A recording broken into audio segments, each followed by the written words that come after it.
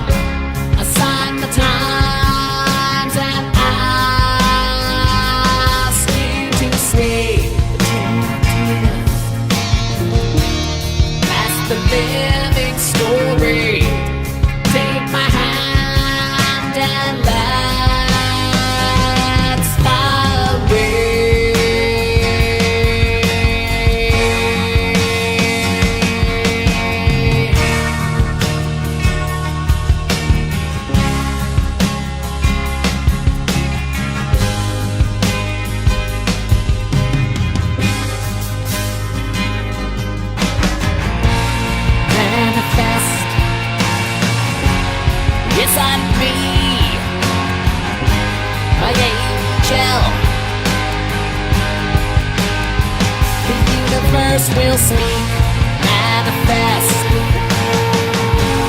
This I be, my angel, for all to see.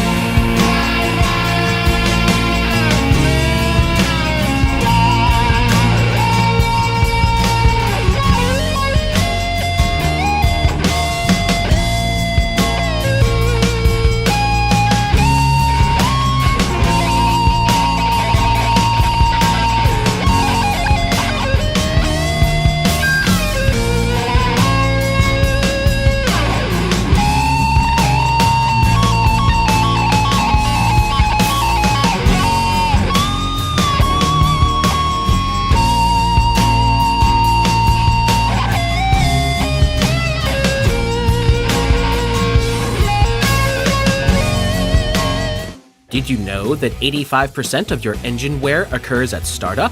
Yes, that is correct, and this is where Lower the Friction comes in by putting a protective, lubricating barrier on all moving parts. This now gives you full-time protection to make your engine last longer, run smoother, give you better performance, and improved fuel economy. People across the country are reporting some very exciting results. Go to lowerthefriction.com, place your order, and enter in promo code SOS to get 5% off of your order. That's lowerthefriction.com.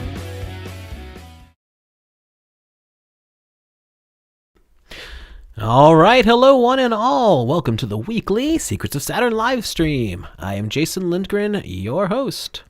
This week we have Wayne McCroy, Crow 777, Rose 777, if you will, and at the beginning here we have Matt Presti joining us for a few minutes to talk about a freedom rally he's having this weekend.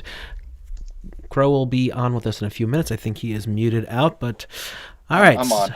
You're on? All right. Hello, everyone. So let's get this party started. Matt, why don't you say who you are and what's going on? If anyone's a Crow listener, you will definitely know who Matt Presti is. Well, thank you, Jason. I'm Matt Presti, president of the University of Science and Philosophy, and just a patriot who's trying to throw a rally at the Dent County Courthouse in Dent County, Missouri, which is a very old town with a lot of history.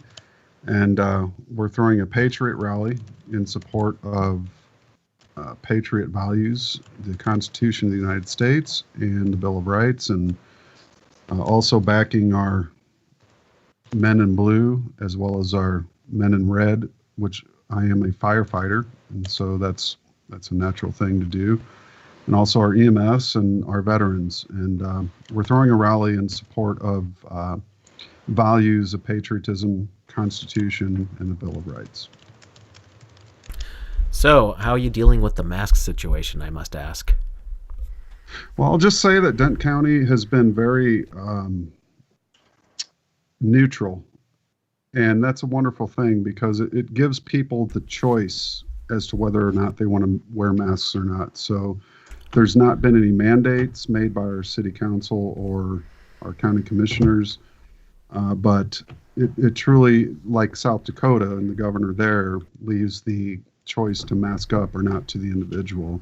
Good. Which I support that, and so I'm working on that with the Dent County Republicans to throw this rally. Their support, they're not throwing it themselves, but they are lending their support to the effort. And so we're pro-Constitution in this county, and we aim to see people be able to make their own choices, not be mandated outside of a legislature, which is more or less the definition of tyranny, which is when you're mandated to do things outside of a legislative body, then it's no longer representation by the people. It's misrepresentation by so-called authorities that assume that authority over the general populace in what are called decrees and mandates traditionally. Well, since we have you here, Matt, why don't you take a minute to talk about Walter Russell, what you do, and all that kind of stuff. We've done 2 shows with you on Crow 777 radio, and of course, we're all behind everything Walter Russell. Yeah, well, we're just trying to promote the works of Walter Russell. I've made it my administration's mandate that, well, mandate, there's that word, but our guidance for the administration is to preserve Walter Russell's works as they were written, not with edits, not with politically correct reformations or corrections, but just to present his work as they presented it to the world, much like you would preserve the works of any great artist. And that's my mission for the University of Science and Philosophy, is to simply preserve their work. We've had past administrations that have tried to alter and change their work to fit politically correct mindsets of the time, which I found damaging, and so I reversed those decisions.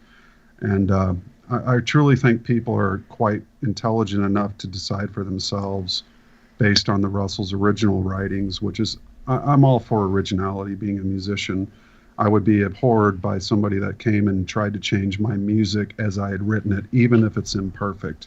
I think keeping a perfect record of history, and we can argue with that word, but I'll just say this, that what we have on file and on record is the truest truth. And so by preserving that, representation of what the original founders had put forward is the best way to carry their work forward to the people and let them make up their minds for themselves.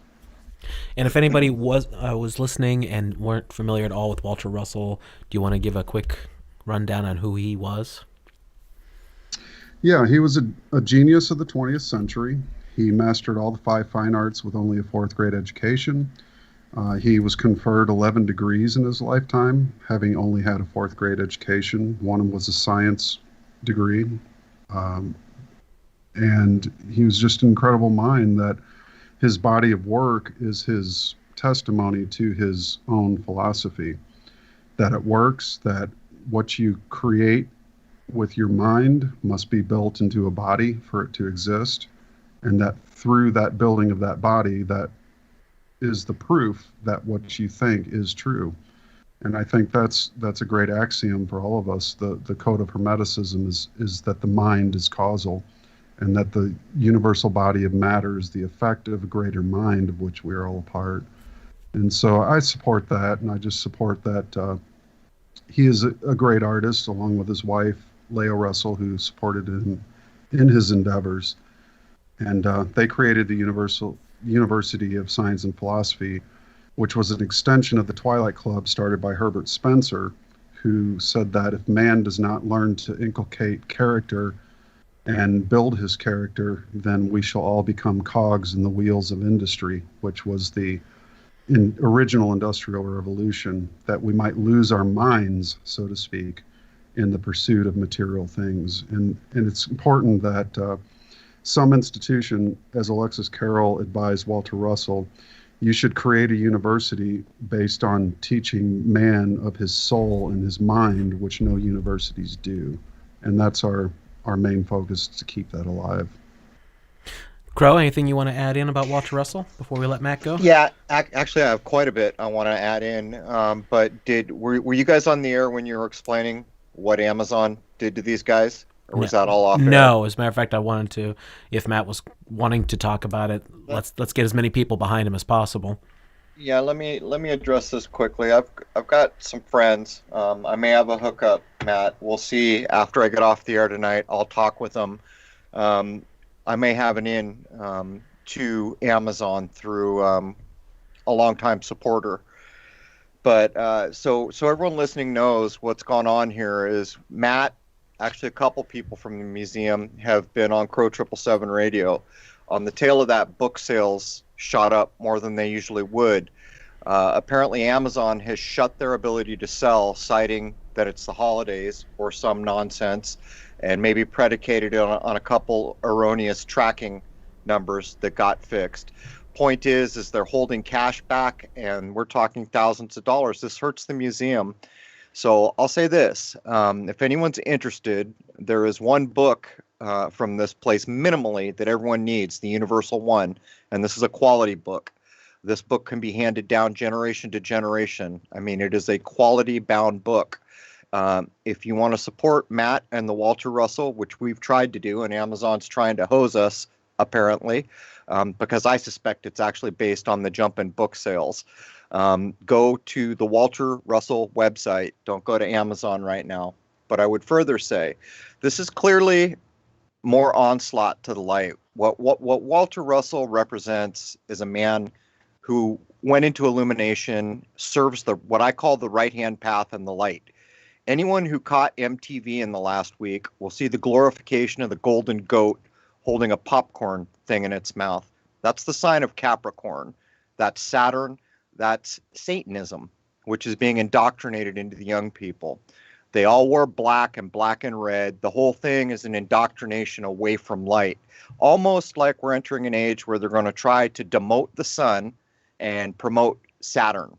And they're doing this generationally. They're going to get the young minds to think, oh, goat's cool because it means greatest of all time. That's what all the young minds were just taught, that's what GOAT, the acronym, means. So what I'm saying here is those of us who give a damn need to support the light. What Mr. Russell and what matter about is the light. All right, Matt, why don't you go ahead and give out the information for the rally one more time before we let you go? Yeah, I just say, to add to Crow's comment, the best thing you can do if you want to get Walter Russell books, Leo Russell books, is visit philosophy.org/store. Again, philosophy.org or philosophy.org/store, and you'll be able to order the books directly from the website, which help the university directly. That saves us a 15% upcharge by using Amazon. But yeah, the rally that's coming up in Dent County is a rally that is based on, it's called the Patriot Rally. And we titled that name first and foremost because we're trying to wake up the hills, basically, is what it comes down to. And I think a lot of people, I've gotten a lot of great messages from elders and youngers alike that they have long sought to see this happen. And while this system is not perfect, I'll admit that, I did not vote for Trump because I'm not a Trump supporter, but I did vote for him, not because I'm a Trump supporter, but because Trump supported my views, which I had already inculcated for 16 years. He was the closest to my views of any, not politician, but person that I had ever heard express his desires. So with that in mind, being not a Trump supporter, but someone who basically Trump's ideas supported mine, and I can go into all the things he's done for the reason which we align at this moment in time. I'm walking with him, but not in all things. I'm definitely opposed to mandatory vaccinations and things like that. But to the degree that he's been able to align with my views is why that support is mutual in a sense. So I would just say this, that there's many people in this county who have those same views, have the same views of liberty and freedom and the Constitution and the Bill of Rights, which is not perfect. You know, no system we have that's been presented before us is perfect, but it has the ability to improve itself when it's taken in such a way. So that's my hope, that we can achieve through what's laid down as an established republic could be multiplied in an efficient manner to eventually create change that benefits all of us. This is an experiment in democracy in a republic, and that's important to connote that differentiation. So this rally is a rally of individuals, not a mob. It's a rally of people who love individual rights and freedom and are coming together in a common purpose to defend those rights and the rights of others, though they may not realize those rights. So I thank you guys for having me on. I appreciate you, and I thank you for all the work you've done to inform and make the public more aware of secrets. We have a long way to go before we reach natural rights and the realization of natural rights and the things in the declarations and the agreements we enter into. But that can come when the basic common citizen realizes that there's more to the story than just what we're presented by the mainstream media. And I'm glad to be a part of that in a small county like this, where a lot of people have really not had a voice in so many years and are coming together to this rally. So we're going to make it the best we can, and God bless you all for your support in our efforts. And that's all I have to say. All right, Matt, thanks so much for joining us. Hope everything goes well tomorrow, and let us know how the whole crazy situation goes over in the next couple of days. Will do. Thank you very much. All right, man. Have a great one. You too. All right, everybody. Let's get on to this document. I put the link for it in the chat room. Let me pull this back up. If anybody needs it still, let me know. I will put it again. All right, so the obelisk in Freemasonry. I've actually been through this document before, one time on a earlier on live stream back when I first started doing this. I think it was Crow, myself, and Baldini, but I could be wrong about that. Anyway, so everybody knows that these kind of silly, homemade-looking, most of the time, silver gray metallic monoliths are showing up all over the place. As far as we've been able to tell, they're art pieces of some sort. Wayne, how many did you count? Rose sent me a list with 7 of them, but you said you found even more than that, right? Yeah, I mean, as of yesterday, there were 5 that were circulating in the news, and then 2 more showed up today in the news cycle. So, and when I had gone digging into a little bit more information about the monolith and looking at some of the information relating to the 2001 movie and the book by the same name, it turns out that one of these monoliths had appeared somewhere in Paris back in June, and nobody seemed to know where it had come from. So you could trace this back to probably 7 or 8 different ones as of right now, but it's changing all the time because these things keep popping up in the news cycle, popping up in different places. So whether it's copycat artists or whatever going on, who could say for sure? But I think there's clearly some messaging going on along with it. Right. So here's the list Rose gave me of where they've been officially reported. In the United Kingdom, on the Isle of Wight, in the Netherlands, in Kiekenberg Natural Preserve, in Utah at Bear Moab, in Romania, in Nîmes County, in California, in Atascadero, North Carolina, in Fayetteville, another one in California, Los Padres National Forest, and in Texas, near El Paso. So that's so far. Man, I don't know what these could possibly be. From what I understand, they have rivets, and they don't even, other than being the similar shape, it's not even really all that much of a connection to 2001 Space Odyssey, which had very specific dimensions. And honestly, even in the book, the things changed around. The original concept that Arthur C. Clarke had taken it from, it wasn't even a rectangle. It was a tetrahedron or something like that. I forget exactly. I only ever saw one picture of it ages ago. But as far as 2001 is concerned, Arthur C. Clarke and Stanley Kubrick were working on the project at the same time. Clarke was writing the book in cahoots with Kubrick, and there's one major difference, and it's significant, between the book and the movie, and that is, in the book, they go to the planet Saturn. That's where the Discovery goes, to Saturn. The monolith is around the moon Titan, if I recall correctly. And in the movie, they claimed they couldn't get the special effects to work right, so they switched it to Jupiter. I think that's a big deal. What do you guys think? Too. Definitely a big deal, and I It's think it's also Well, not only that, I think there might be some connection to the Great Conjunction coming up here on the 21st. The conjunction of Jupiter and Saturn. Maybe there's some kind of messaging related to that with this as well. Crow, you sound like you wanted to throw something in there. Well, I'm trying to look up because I don't recall. The problem is I base everything I do on the 7 planets. It looked to me like most of these fake, I don't know what people are calling them, the silver 3-sided things. It's not a monolith. That's not the right word, but everyone knows what I'm talking about. They're made out of aluminum. If I'm not mistaken, there are 2 planets that rule the age of Aquarius, Saturn and Uranus. There's a lot of debate over whether Uranus applies yet or whether it's some future thing. All the older systems that I respect don't include that because apparently it wasn't known about yet. But if I'm not mistaken, people have tried to pair aluminum with Uranus.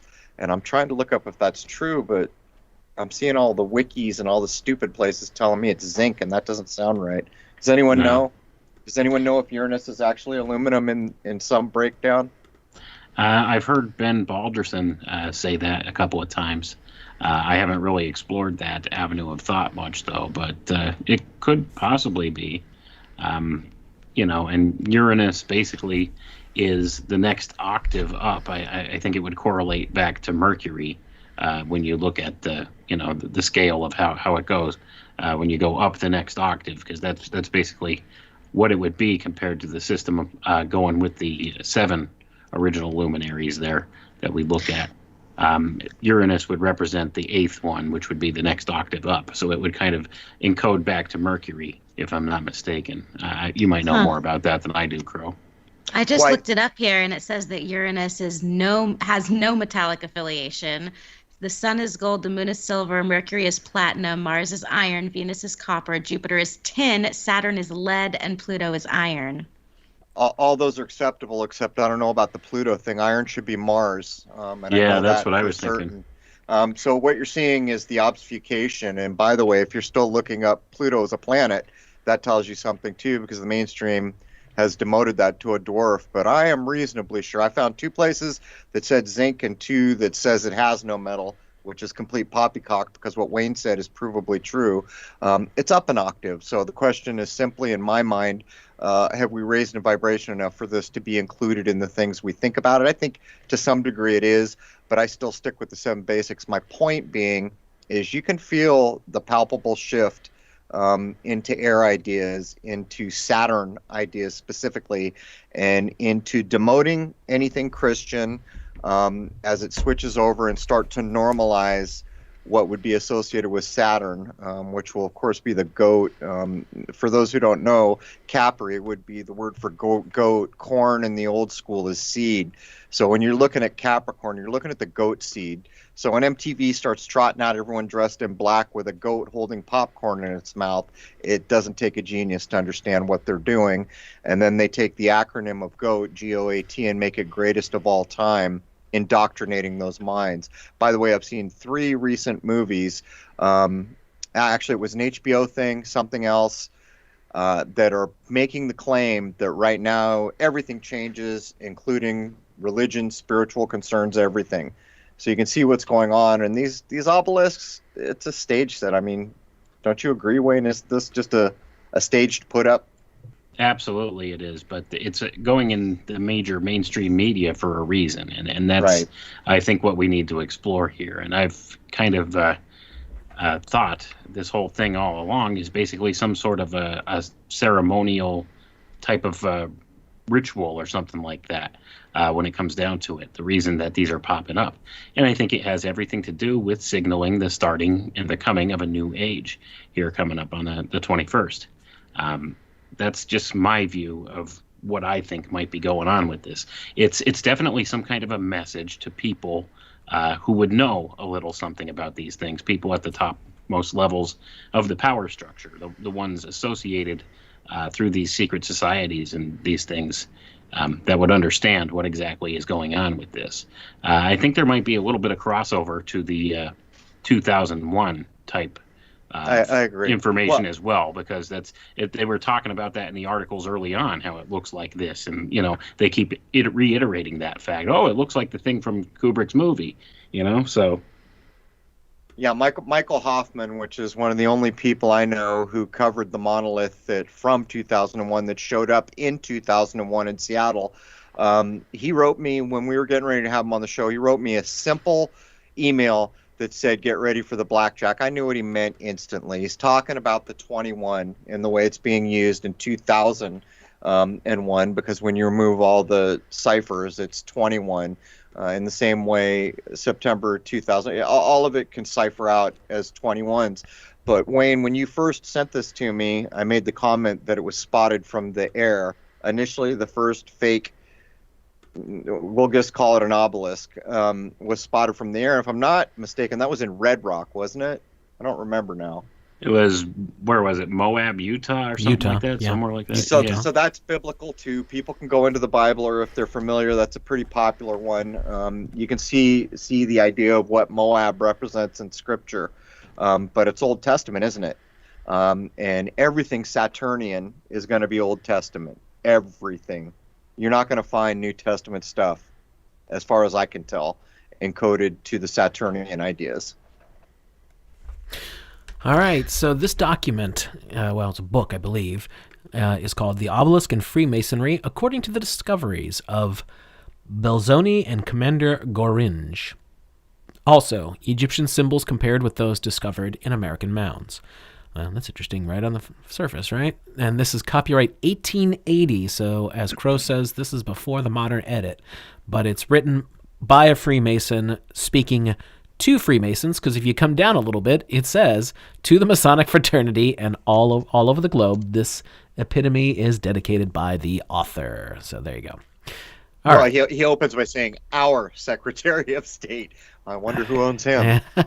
Yeah, actually, let's read this little introduction, because it kind of gives away what they're really about, right? So the preface starts, as our Secretary of State, Mr. Everts, considered Commander Gringe's discoveries on the obelisk of sufficient importance to open a correspondence between the State Department and our Consul General, Mr. Farman, we feel encouraged that the manuscripts manuscripts, drawing, etc., presented to us by Mr. Belzoni at Brussels in 1850, will corroborate Commander Gringe's opinions and prove that an institution similar to Freemasonry existed in Egypt before pyramids and obelisks, because the Masonic tools, perpendicular, square, compass, plummet, etc., were required to construct Egypt's architectural wonders and must therefore have Man, I gotta make this larger. I am struggling reading these words. Showing your age. Getting old, man. Getting old. They were required to construct Egypt's architectural wonders and must therefore have antedated those wonders. Moreover, these implements must have been used in building Babel, Nineveh, and Babel's Tower in the valley of the Euphrates. The article on Belzoni's manuscripts and drawings, published by the New York Herald February 16, 1880, which is probably just shortly before this document was done, attracted much attention and elicited letters from the far west. So did Consul Farman's erudite and graphic paper, now in the State Department, among the National Archives. It was published by the New York World April 21, 1880. In this epitome, we shall quote Belzoni's manuscripts on Egyptian Freemasonry, illustrated by colored drawings, as found on the walls of the rock-excavated Masonic temple constructed by Pharaoh Seti I and his son Ramses II. Anyone who will take the trouble to read this epitome and consider its illustrations will realize that secret societies like Freemasonry existed in remote antiquity and were the prerogative of kings, hierophants, and magnates. Isn't it funny how they always want to pat themselves on the back? We must not omit to express our heartfelt thanks to those whose works, lectures, and conversations enabled us to write this opinion. Well, we're going to skip all that. Freemasonry, as connected with Belzoni's Grand Masonic Temple, found in 1818, and with Commander Gringe's discovery of Masonic emblems and symbols on the obelisk now, June 16, 1880, on its way to New York, will be our chief aim. We shall also mention the 5 obelisks yet standing in Egypt, and relate the adventures of the 11 now in Rome, 3 elsewhere in Italy, 2 in Constantinople, 2 in France, 6 in England, 1 on its way to America, and of the 1 in Germany, which, though the smallest of the 30, is the oldest, being coeval with the 5th Manethonian dynasty, which, according to Brugsch, reigned 3700 to 3300 BC. As in Egypt, pharaohs, princes, hierophants, and magnates were masons, engineers, and architects. Freemasons of our day may look with pride toward the cradle of civilization, of which the coming obelisk will be a worthy representative in the New World. John A. Weiss, M.D. Written on June 16th, 1880. I noticed here that these dates, when you look at June 16th, 1880, when you break it down, the 8 and the 8 is a 16 and June is a 6, so it's just 1s and 6s. And then when you go down to 3700 to 3300, that breaks down to a 1 and a 6 too. So that reminds me of the Marnie McFly 911 encode. Right. I was picking up on it too, and I was not aware that there were 11 at this time anyhow obelisks in Rome, but I can tell you that this is disingenuous. Freemasonry has always claimed back to whatever you want to say, their forerunner, or where they inherited information as Egypt. And anyone who's seen the old 50s Masonic Bibles will see that the entirety of the triune deity is laid out with Horus and Isis and Osiris instead. That's always been the case. But they also do another weird thing up at the top of this. They make a direct reference to the Tower of Babel, which there's absolutely no evidence of, and which every Christian mystic will tell you that that is an allegory for something else altogether. It's weird how they're doing this. It's almost like it's a sleight of hand, and I haven't quite picked up if what's actually going on is they're just reading to people who can see what's written in between the lines. Maybe Wayne can see that. Yeah, I picked up on that Tower of Babel reference there too, and that's absolutely what they do. Even though they put things in the written form here, when they put it pen to paper, they're still writing only the exoteric version of stuff. Right. And it depends upon the level of the Mason that's picking this up, like whereabouts he stands in their hierarchy, like how much of the initiations he's been through, if he picks up the hidden meanings in there. So yeah, they're speaking just here to the exoteric on this, not the esoteric. Now, if you understand the esoteric involved, I mean, you could pick up on some of the messaging here, and it's always like just this beginning part. This is all the patting on the back. We're great. Our fraternity goes way back to prehistory, and we did all this. You know what I mean? That's kind of the thing. It's the hubris involved with it. They really firmly believe that it was their order or some version of their order way back then that built all these monuments and encoded all these secrets and stuff in there. So it's basically this beginning section here. It's just a whole lot of patting ourselves on the back kind of thing is what it is, what it boils down to. But it does have some important numbers and stuff encoded in here too. And you'll notice the date of this. This book was written in 1880. Now, if you fast forward 1 year, 1881, is that not the year that a lot of the different theosophists and different other groups, some fellow Masons and things like that, we're pointing to the start of the age of Aquarius? It is. It is. In fact, it's in the light of Egypt as well, Wayne. Yeah. So, I mean, it's a little bit of a tell there that they put this book out and they're talking about the importance of the obelisk. Okay. And that's what a lot of this is. It's an ancient symbol, goes way back, and there's a lot of different things associated with it. And apparently it's one of the important pillars of Freemasonry. And I said the word pillars on purpose because that's exactly what they view them as. So it's not surprising that he's saying about 11 of them in Rome. 11 of them. That's another tell right there. Right. When you look at the 11, you could also look at that as the Twin Towers as well.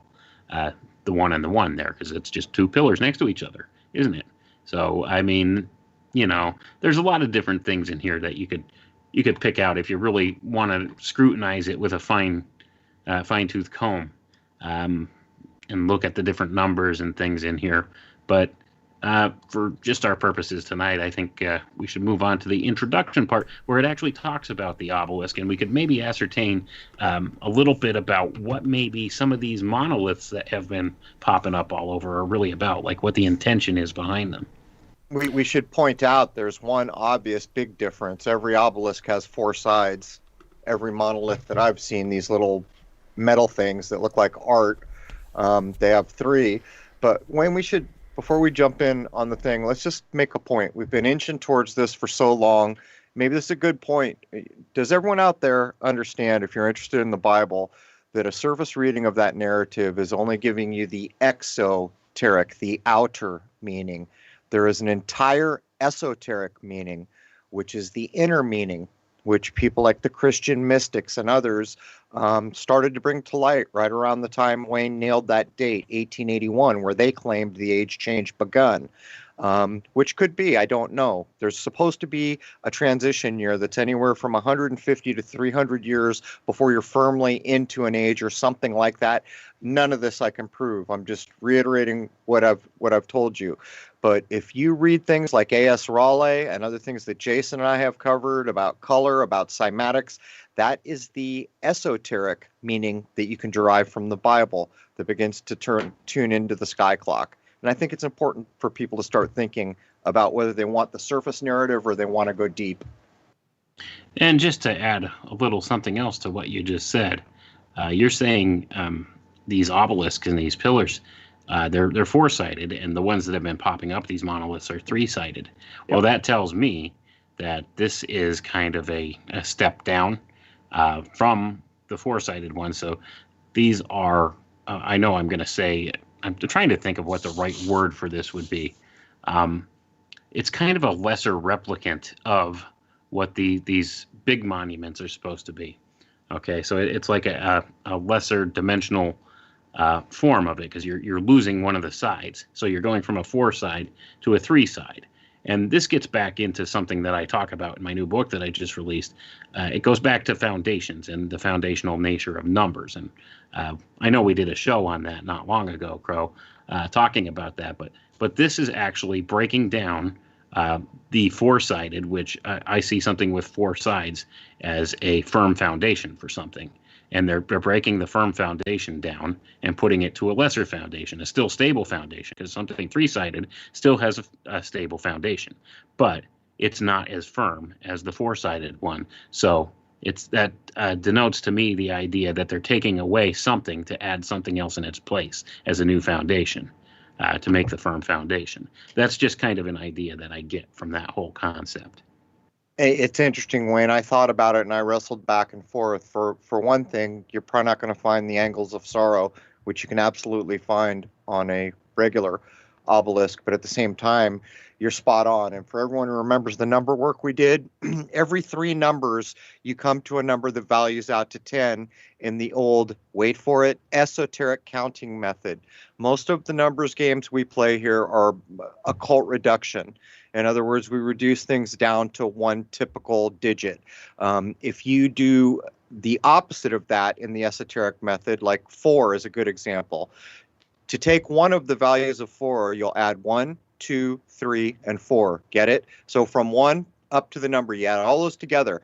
And anytime it reduces back to 10 or adds to 10, then the value of the number at hand has some form of the power of 10, and 10 is a powerful number.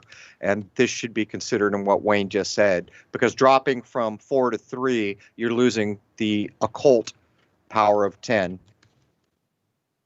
Right, absolutely, and that represents perfection in the old Pythagorean system. So that's what 10 represents. So if you're taking away the perfection of the foundation, and when you actually reduce it, when you add the numbers together, the single-digit numbers, 1 plus 2 plus 3 plus 4, that equals 10, like you alluded to. But you take away the 4, that drops it down to 6. And 6 is the number of a man. So, and 6 is also a number relating to Saturn. So there's a lot of different things that you could look at there. It depends what exactly the intention is behind it in order to be able to kind of muss out any meaning out of it. That's the hard thing to do. It's sometimes determining, okay, what's the intention? And I think that's an important first process that we need to establish, is if you know the intention, then you could start to pull the meaning out of these different ideas when you see these encodings put in there. So that's the kind of thing with this. So we're going from what is usually denoted as a 4-sided object to a 3-sided object now. So, with that being said, we're losing something, right? It's still stable, but it's less stable. Yeah, it's minimally stable. You need three legs on a stool before it'll be a stool, but everybody knows that the most stable shape you can make is a square. Right, and sometimes it's hard to express these ideas, but if you get it, you get it, and if you don't, I know I do my best, and Crow does his best to try to explain these things in the simplest terms, but that's the best way we could put it. If you're dropping from a 4-sided object to a 3-sided object, that denotes the foundation, and it denotes the 3 sides denotes the least stable foundation, and the 4 represents the most stable foundation. So generally, if you build something, the 4 sides represent the stable and good foundation to build it on. A 3-sided thing is a minimally stable foundation. So usually when you have something that's utilizing 3 sides, you try to put a 4th side on it in order to make it more stable so that it'll actually stand for a period of time. And it's just these basic ideas. And if you apply that esoteric thought, that type of an idea, to different systems or different things going on in the world, these are the philosophies and stuff that they use. It's a philosophical idea. It's kind of an archetypal idea. It's not so much, this physical idea like we're alluding to here. That's just a good way to represent it, like in an allegorical sense for people, so you could understand it better. But certainly they use these number games in order to pull off the things they want to pull off in this world. So I think that these monoliths that have been popping up, they're definitely sending a message to somebody in the know about this stuff. So they're looking at these things, and what it is, who could say for sure? But I mean, I have some certain ideas, but I think that's kind of why we're here tonight. We're kind of brainstorming what could this represent? Like, what are they trying to get across with this? Why is this in the news cycle so much? Because if something pops up in the news cycle, there's something to pay attention to there. It's important. It's there for a reason. And we may not get the exact reason because we just get the exoteric view of it. That's how they do everything. They put these news stories out that tell you, oh, well, these weird mystery objects. You see, they'll always throw the word mystery in there. That alludes back to the ancient mystery schools. Are they so novel anybody monoliths? So anybody who has any kind of foundation in these secret societies or any of those esoteric studies or the occult or anything like that will pick up on that right away. So that's a message to them. And then it's just managing to figure out what's the intent and then to kind of pull the meaning out of the symbol itself. So that's kind of why we're having this conversation here tonight, because I know I've personally had a lot of people say, hey, have you noticed all these things, these monoliths popping up and stuff? What's the deal with that? So I think it's important we take a look because they're definitely using it to convey some sort of message here. Are all of them three-sided or just some of them? Because I was wondering if the first one had 4 sides, maybe that was the ritualistic poke in the eye, and the rest of them were copycats afterwards for people that, found it amusing. I thought it had 3 sides. The first one had 4 sides. Let's look it up real quick. I'm asking. I don't know. I thought they all had 3 sides. What I've seen has 3, but the most stunning thing of all is to call it an obelisk because it's synthetic. It's a far cry from taking a piece of stone, the bones of the earth, the living rock, however you would put it. You almost got to wonder, Wayne, if it's a demotion of the idea of masonry. Screw you skilled rock crafters. We got these welders here and they're going to knock us out some aluminum. We got a TIG welder. Yeah, you never know, man. It's maybe they're getting the big demotion from the Jesuit order or something there. Makes you wonder. But that's another thing.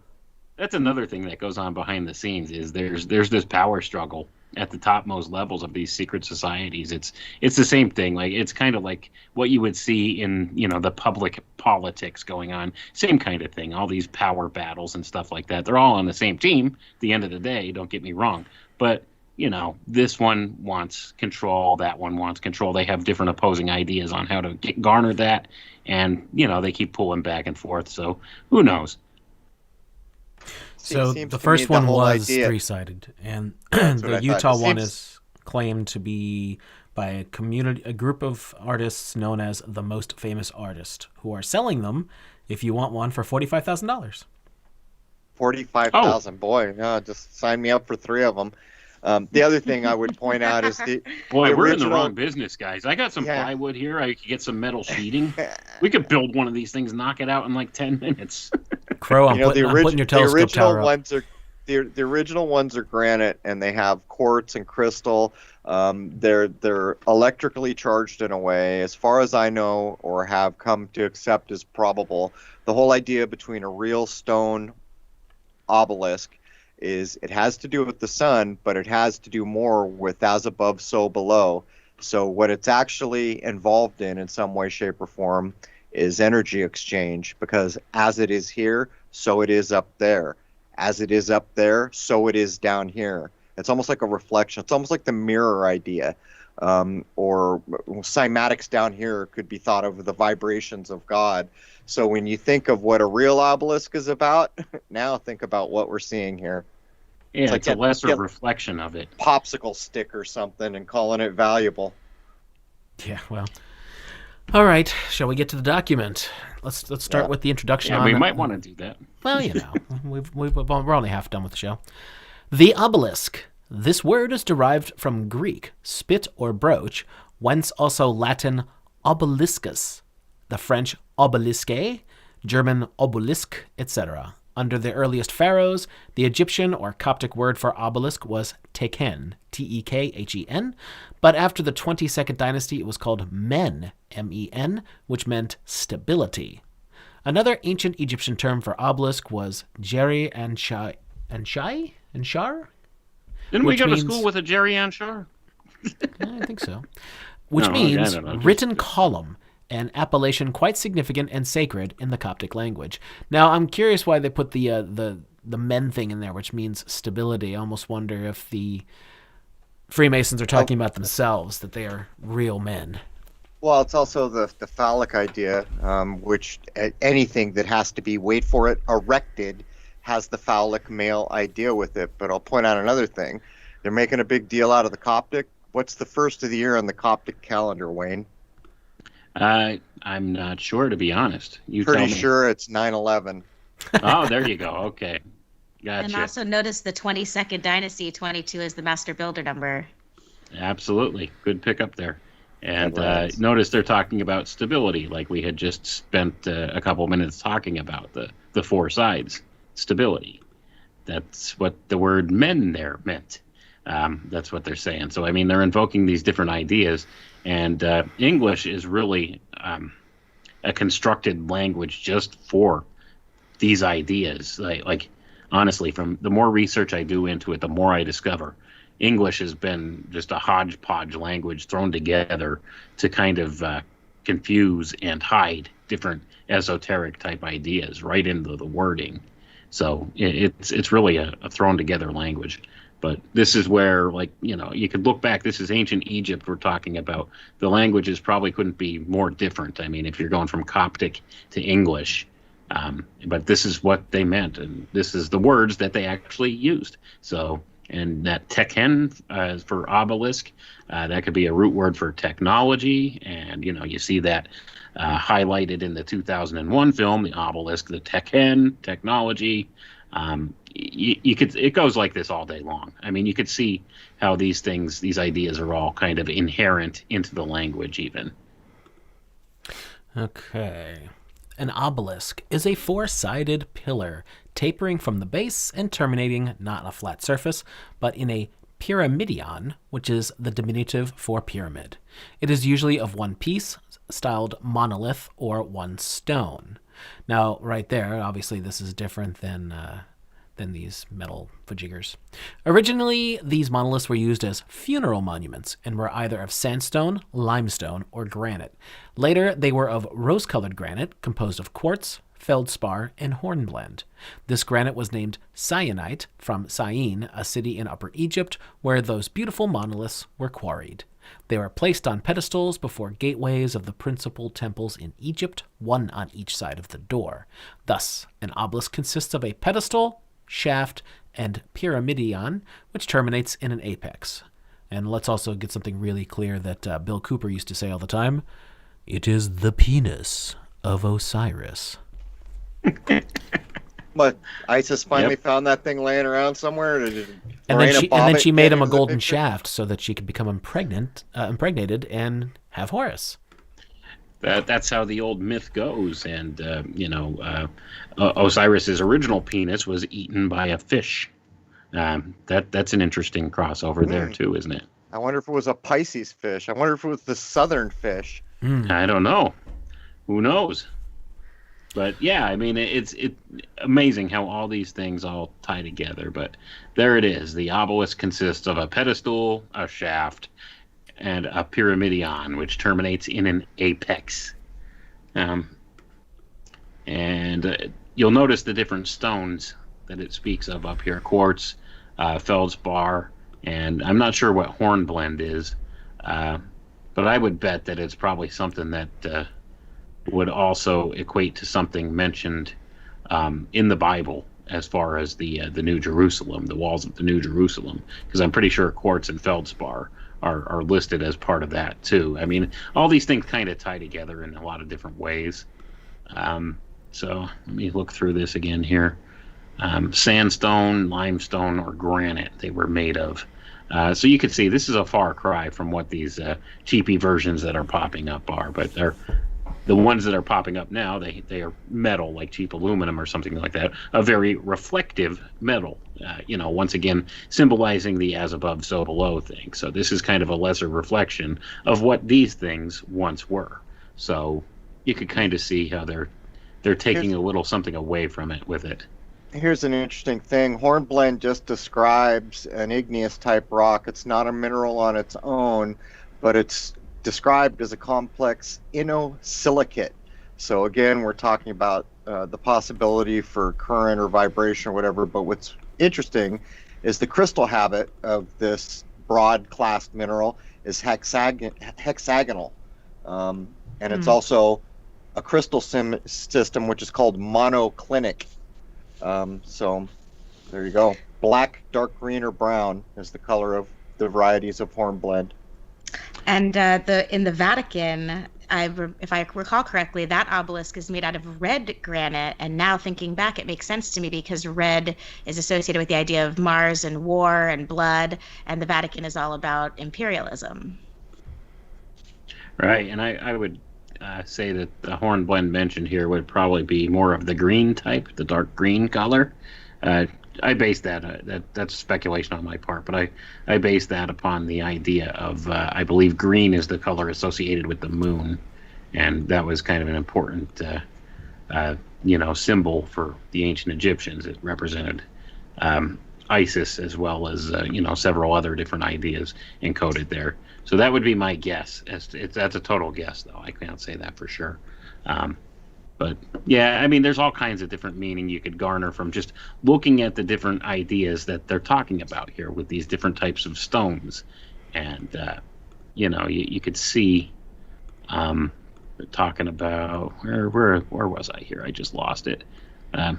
Sorry, guys, lost my train of thought, lost my place here in the document. Anyway, save me from myself, Crow.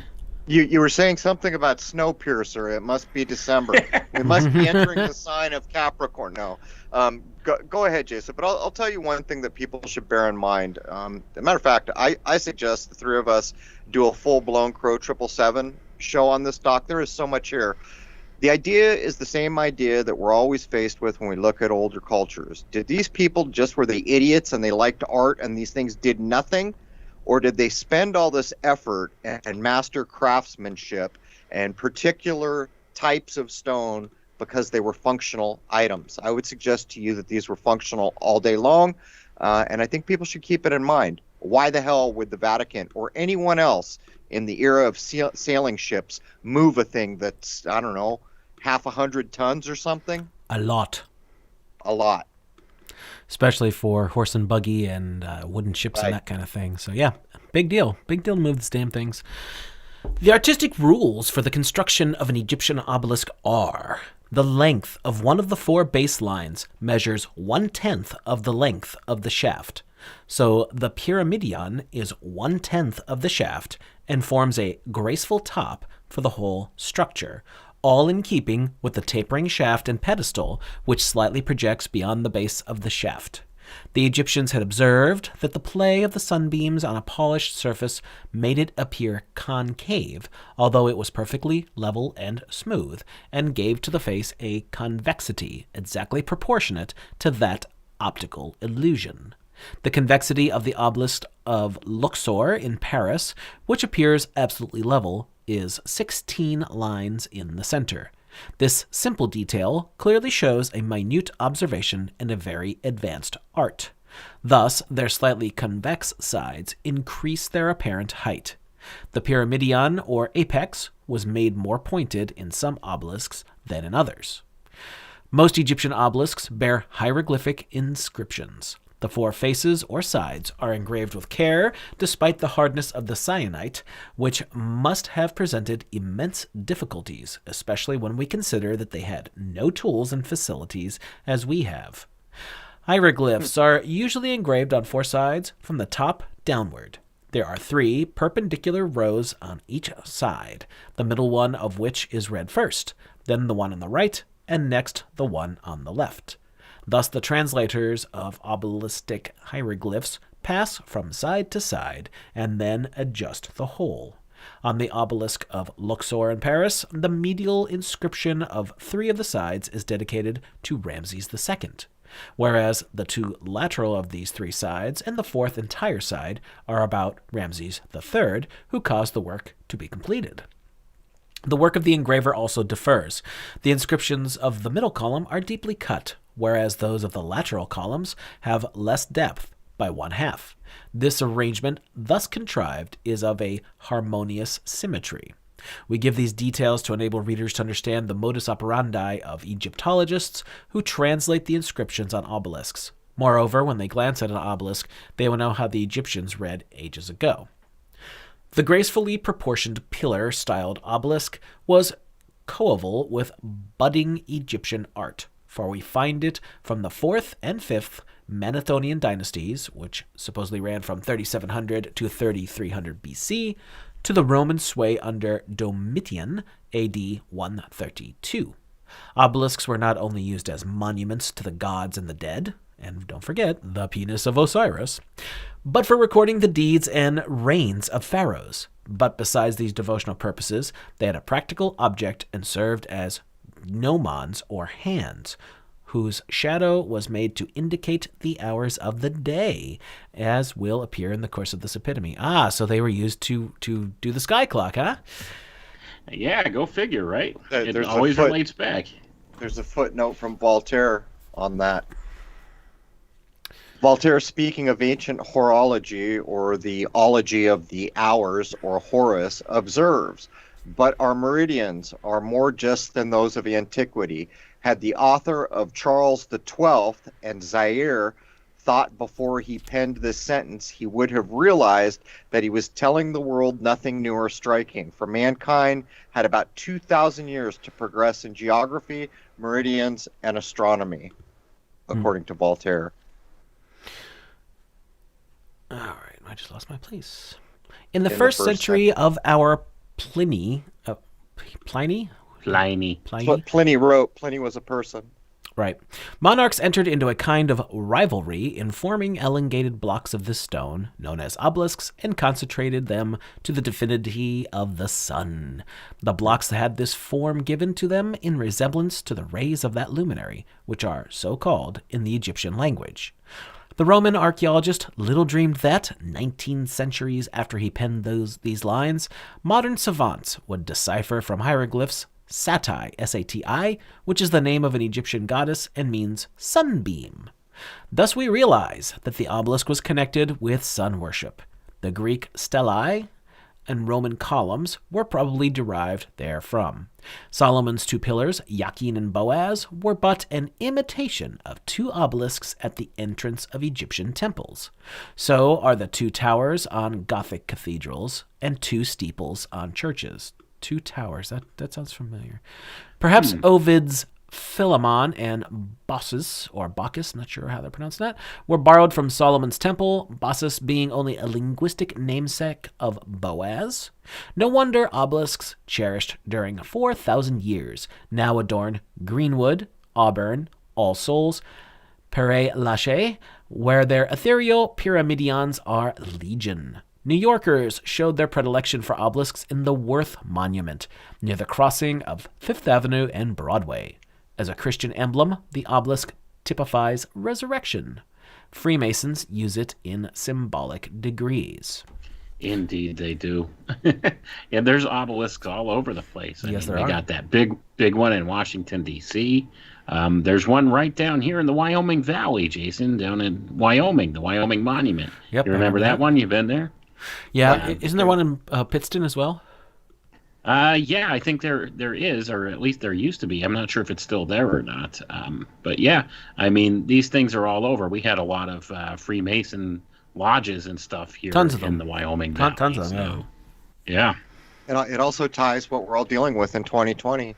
Go to the 3 city-states, and you will find that they are all connected by, wait for it, obelisks. Ta-da! And as I said recently in one of our shows, the obelisk that sits in St. Peter's Basilica Square out there in the sundial, that came from Heliopolis, or the city of the sun, as it sits there in a sundial, surrounded by statues that represent the acceptable year of the Lord, each saint or figure representing a station of the sun in that year.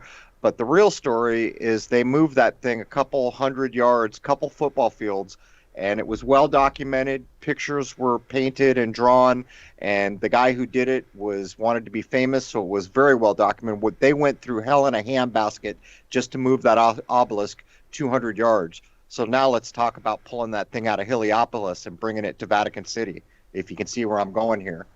They went through hell in a handbasket for 200 yards.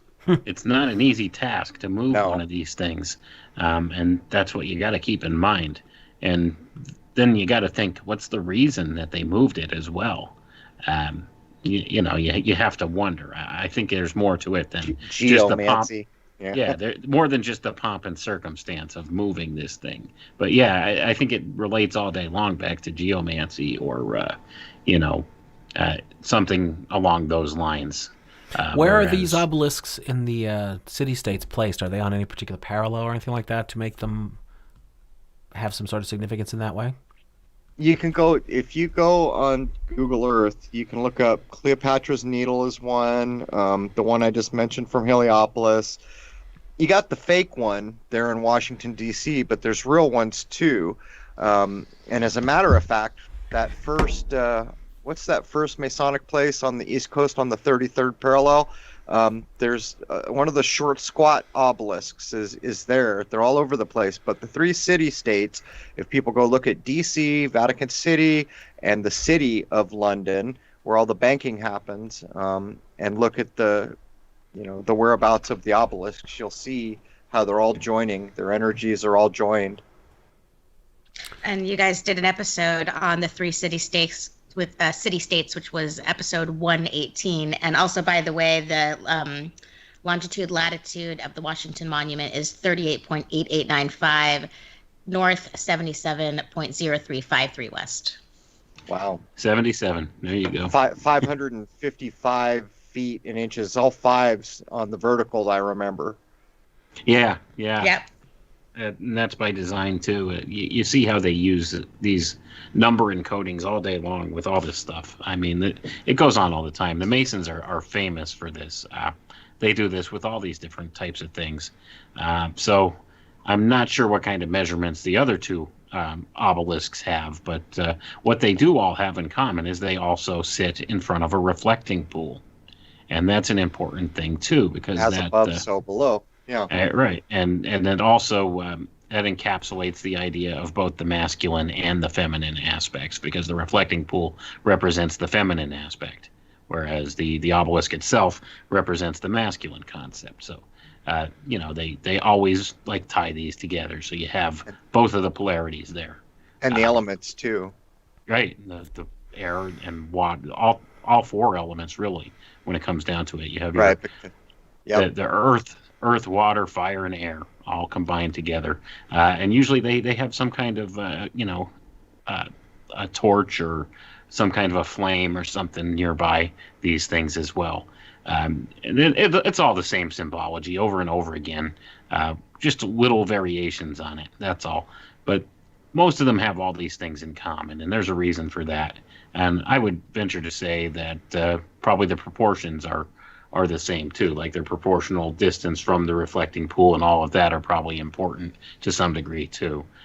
So I would say that's probably a lot of different things that could be looked at with this if people wanted to get into the minutia of it all and see just what kind of numbers and stuff they use there, because they plan this stuff out like very meticulously. But for the purposes today, we could probably just, not go into all of that kind of detail with things. It would be just time consuming to look it up and, speculative at best from us. Well, I know that the St. Peter's Square is 135 feet, which resolves to 9. But you know what, Wayne? I don't remember there being a reflecting pool at the one in the Vatican. I remember, if I recall correctly, going over some kind of moat to get there. But, gosh, I don't know if there's the moat. Water. There's the water idea. Okay, so it's the moat. That one's broken too, I think, Rose. I think when they were getting ready to move it, they claimed they found it buried. In other words, they're claiming that somehow that made it there. Nobody quite knows how, and they dug it up. But I believe, is that the biggest one? I can't remember. I was just reading it. The biggest one, I think, is Washington Monument. No, not the fake one, a real stone.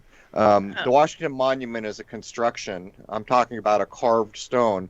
But one of their claims is they found this thing toppled over, and I think the bottom was broke. I don't remember if that's the biggest one.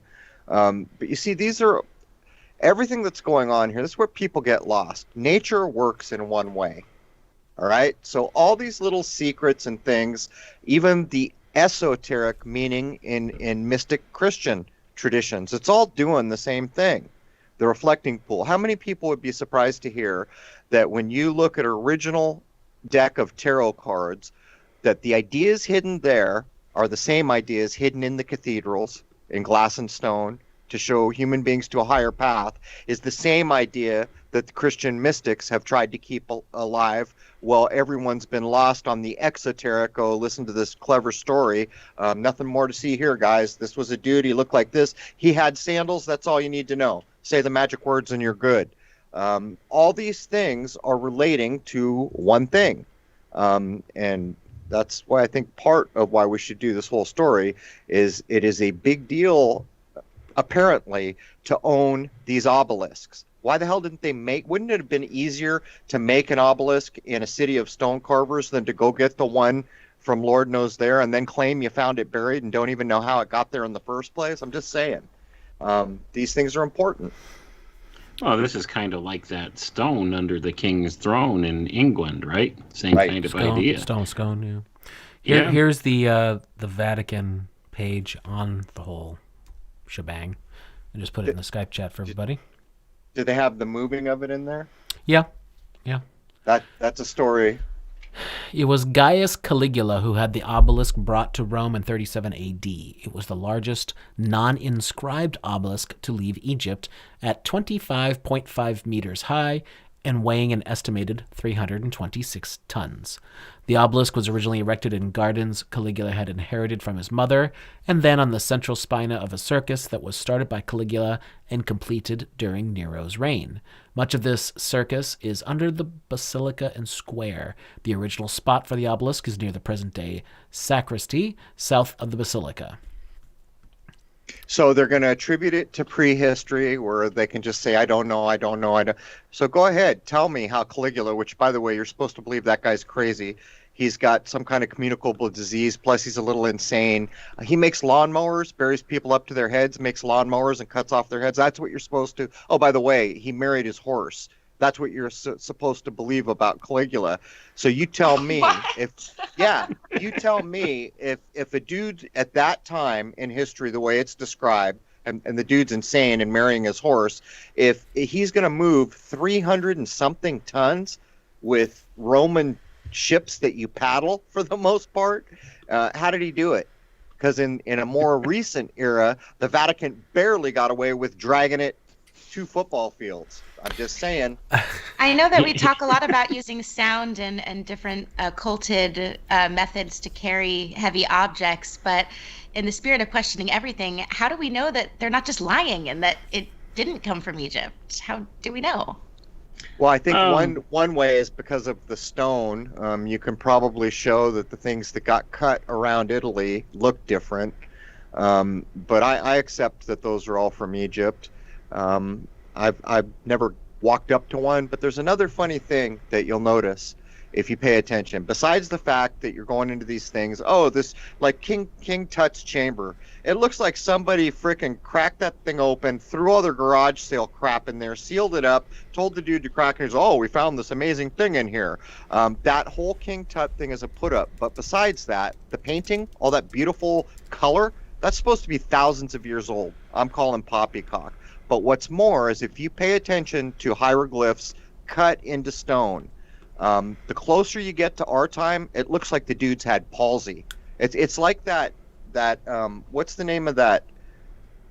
Oh, the little cathedral that gets all the attention there from Dan Brown's book. Priory of Sion. No.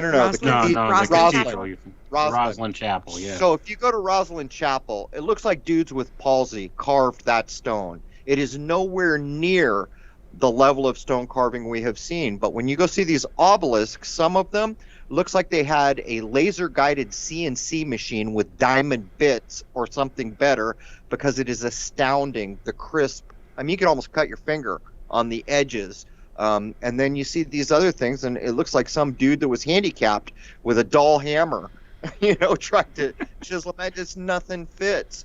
I'm here to tell you that if there is antiquity in those things, they were moving those things. My best guess is by cymatics, which is if Caligula actually did it, who knows? That would have been how they moved it around, probably. But those carvings, go look at some of the carvings. It's like, I don't even think a CNC machine could do the carving that we're being told was done with copper. I'm just saying, we've fallen far. We've lost a lot. Indeed, we have. I'm looking at these pictures of King Tut's tomb. It's funny. It's just shit stacked on top of each other. It's like a freaking yard sale gone wrong, and then all of a sudden, everything's crap in there when you see the picture. And by the way, the mystery's there. The dude opened the air, he breathed the air, and that dude dropped dead 6 days later. You know, this whole nonsense story that there was some bug living in there for God knows how long. Superbug. But the point is, it's a bad garage sale, except for the golden sarcophagus they trot around the world. Oh man! So check this out before we get back to the document. This is more on the Vatican obelisk. Because of the solid pedestal on which the obelisk was placed, it remained standing for 1,500 years until it was moved to where it stands today in St. Peter's Square. It took 13 months between 1585 and 1586 to move and re-erect the obelisk. The idea to move it was that of Pope Sixtus V as part of his desire to recover and re-erect all the obelisks lying then in the ruins of Rome. Sistine Chapel, boy. That's Sistine Chapel, boy, just so everyone knows. Legend had it that the original metal globe that was placed at the top held the ashes of Julius Caesar. During the resitting of the obelisk, the globe was opened and found to be empty. The globe can now be seen in the Museo dei Conservatori. The cross at the top of the obelisk today, get this, is said to have certain relics of Jesus Christ. Okay. Like, what does that mean? Yeah, I got a bridge in Brooklyn I want to sell you. Well, what happened to Caesar's ashes, man? Well, why would there be a Somebody globe made on an Ovaltine. Egyptian obelisk? It's just all A poppycock. big disco ball on top of the Yeah, Egyptian obelisk with Julius Caesar's ashes in it. That's great. John Travolta's. All right.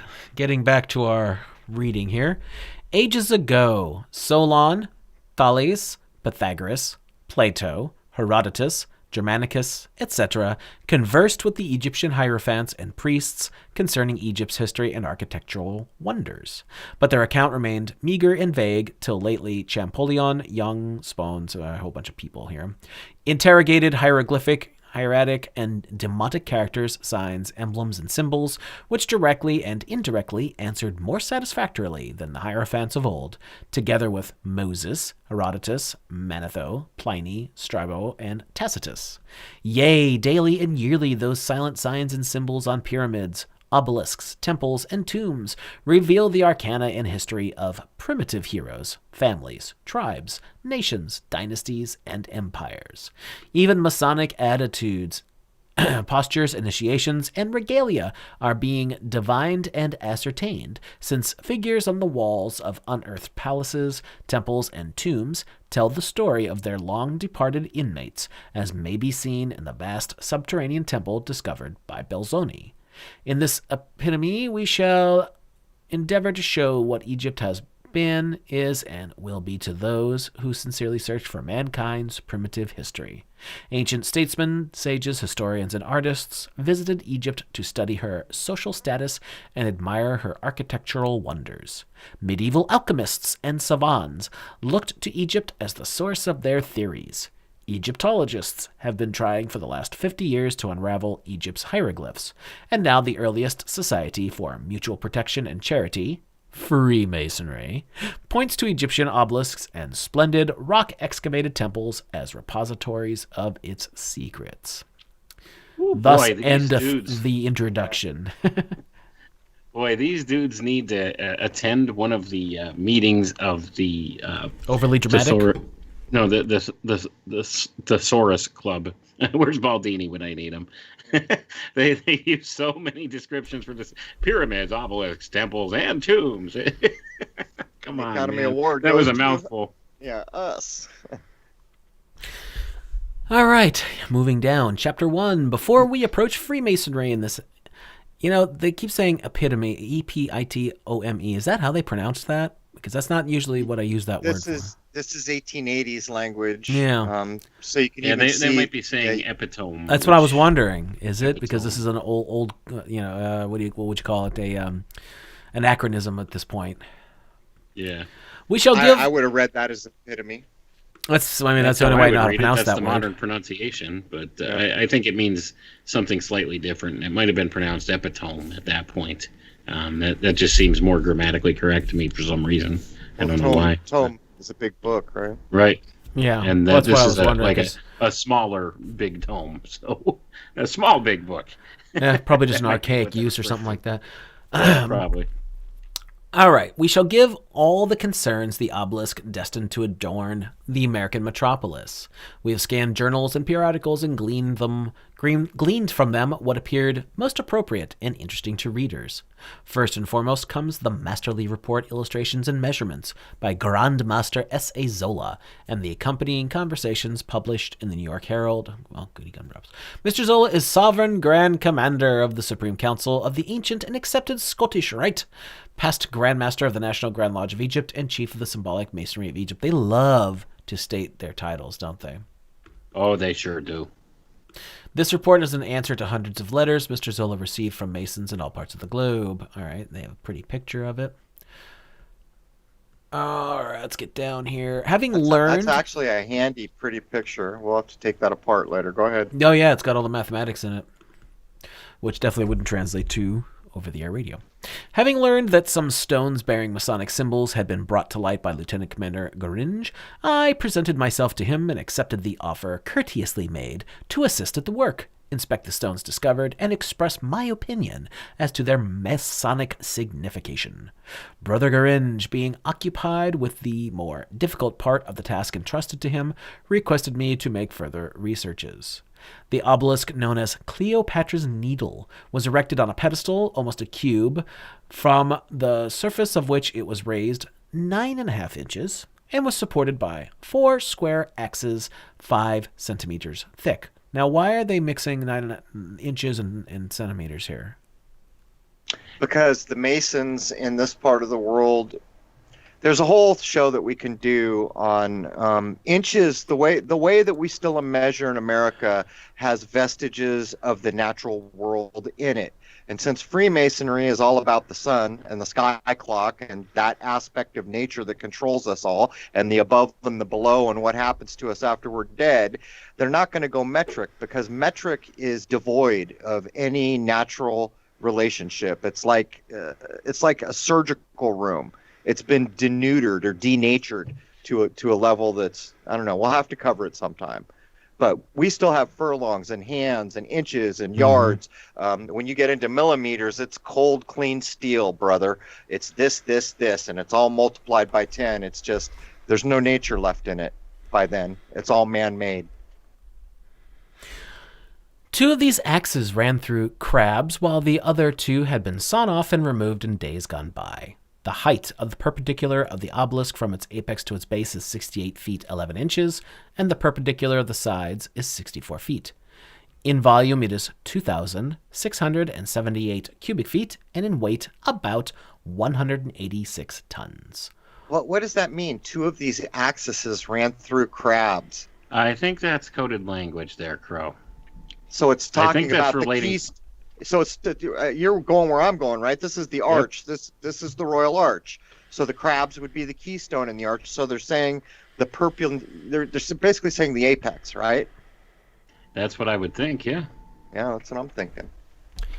On the side, one of the sides is 5 feet 4 inches wide at the top and 8 foot 3 inches at the base. It's parallel 9/11.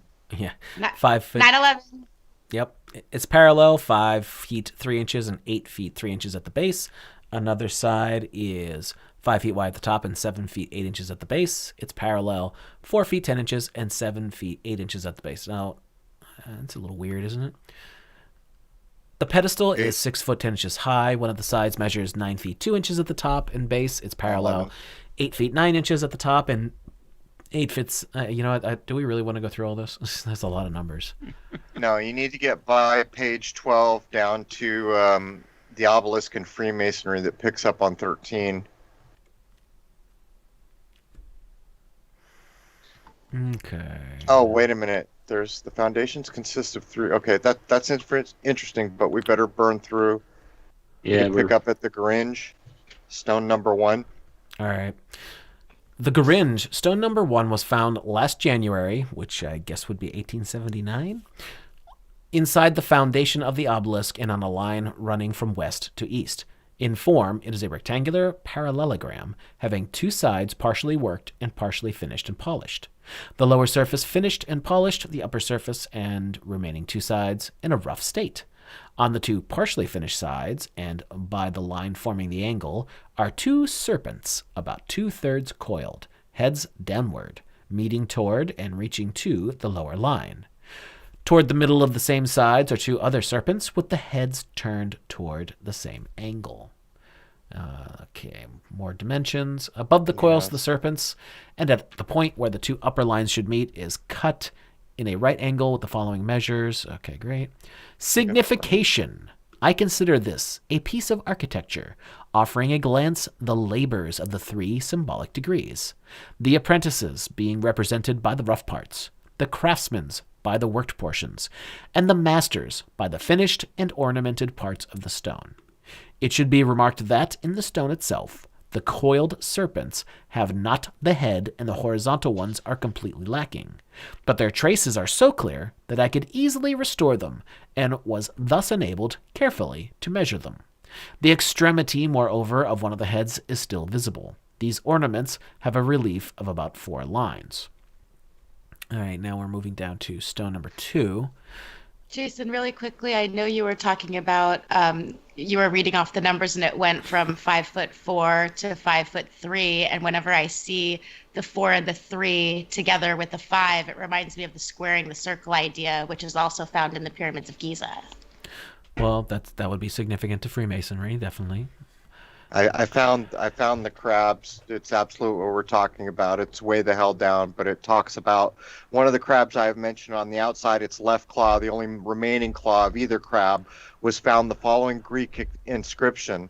It represents the word year being formed by lambda in the Greek. Goes on. I won't cut to the chase, but it gets into the inscriptions, and just so everyone knows what we're talking about here, the crab is Cancer, and that is the keystone of the Royal Arch. Among other things. Go ahead, Wayne. Oh, I was going to say, yeah, I mean, that's definitely something significant in Freemasonry when you're talking about the keystone and, the Royal Arch. I mean, all these ideas are encapsulated in this one monument that they're talking about. So, I mean, of course, they're taking credit for this, like their brotherhood. Who knows how far back it really goes, but I mean, all these things are definitely inherent in a lot of these ancient architectures and ancient forms. And the Freemasons, was it really their organization and stuff, moving forward through the ages here with this information, or did they just hijack this from somewhere else in the ancient world? My money's on the latter there, but yeah, anyway. They're claiming that on Cleopatra's Needle, the inscription is to Augustus Caesar, believe it or not. So I'm with you all day long. Is this just another Ennead? Is this just some bullshit history hooking themselves to the places they feel are heroic? You got to wonder. That's my take on it, because they love ancient Egypt. Okay, that's something the Masons are fascinated with. They have entire degree systems and stuff devoted to this, like the rite of Mizraim, the rite of Memphis. They have all these different degrees going back to these Egyptian ideas. There's a whole Egyptian school of Masonry that goes along with this. It's a whole separate thing that goes along, like in the upper degrees. Once you hit the 33rd honorary degree, you could branch off into these different paths in Masonry, and these are different ones that they like to go down. A lot of them really refer back to all these Egyptian ideas, and this goes back to the mystery schools and stuff too, and like other secret societies today refer back to Egypt as the perfection of the mysteries. They see this system as the perfection of the ancient mysteries, all combined together into this one culture here.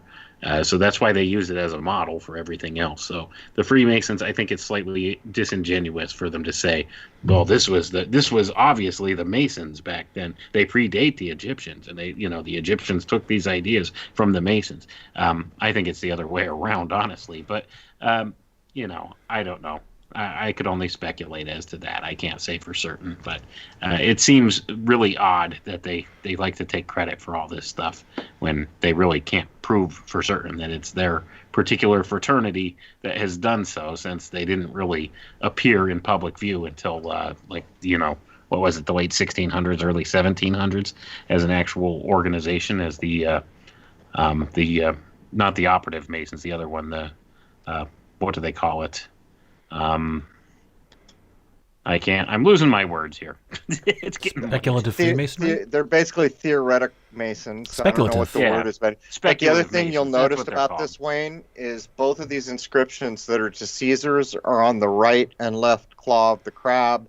So they're making that keystone royal arch. They're basically making it a brag, like Caesar was a 33rd degree above the royal arch initiated human being or whatever. Well, I guess he'd have to Yeah. be, wouldn't he?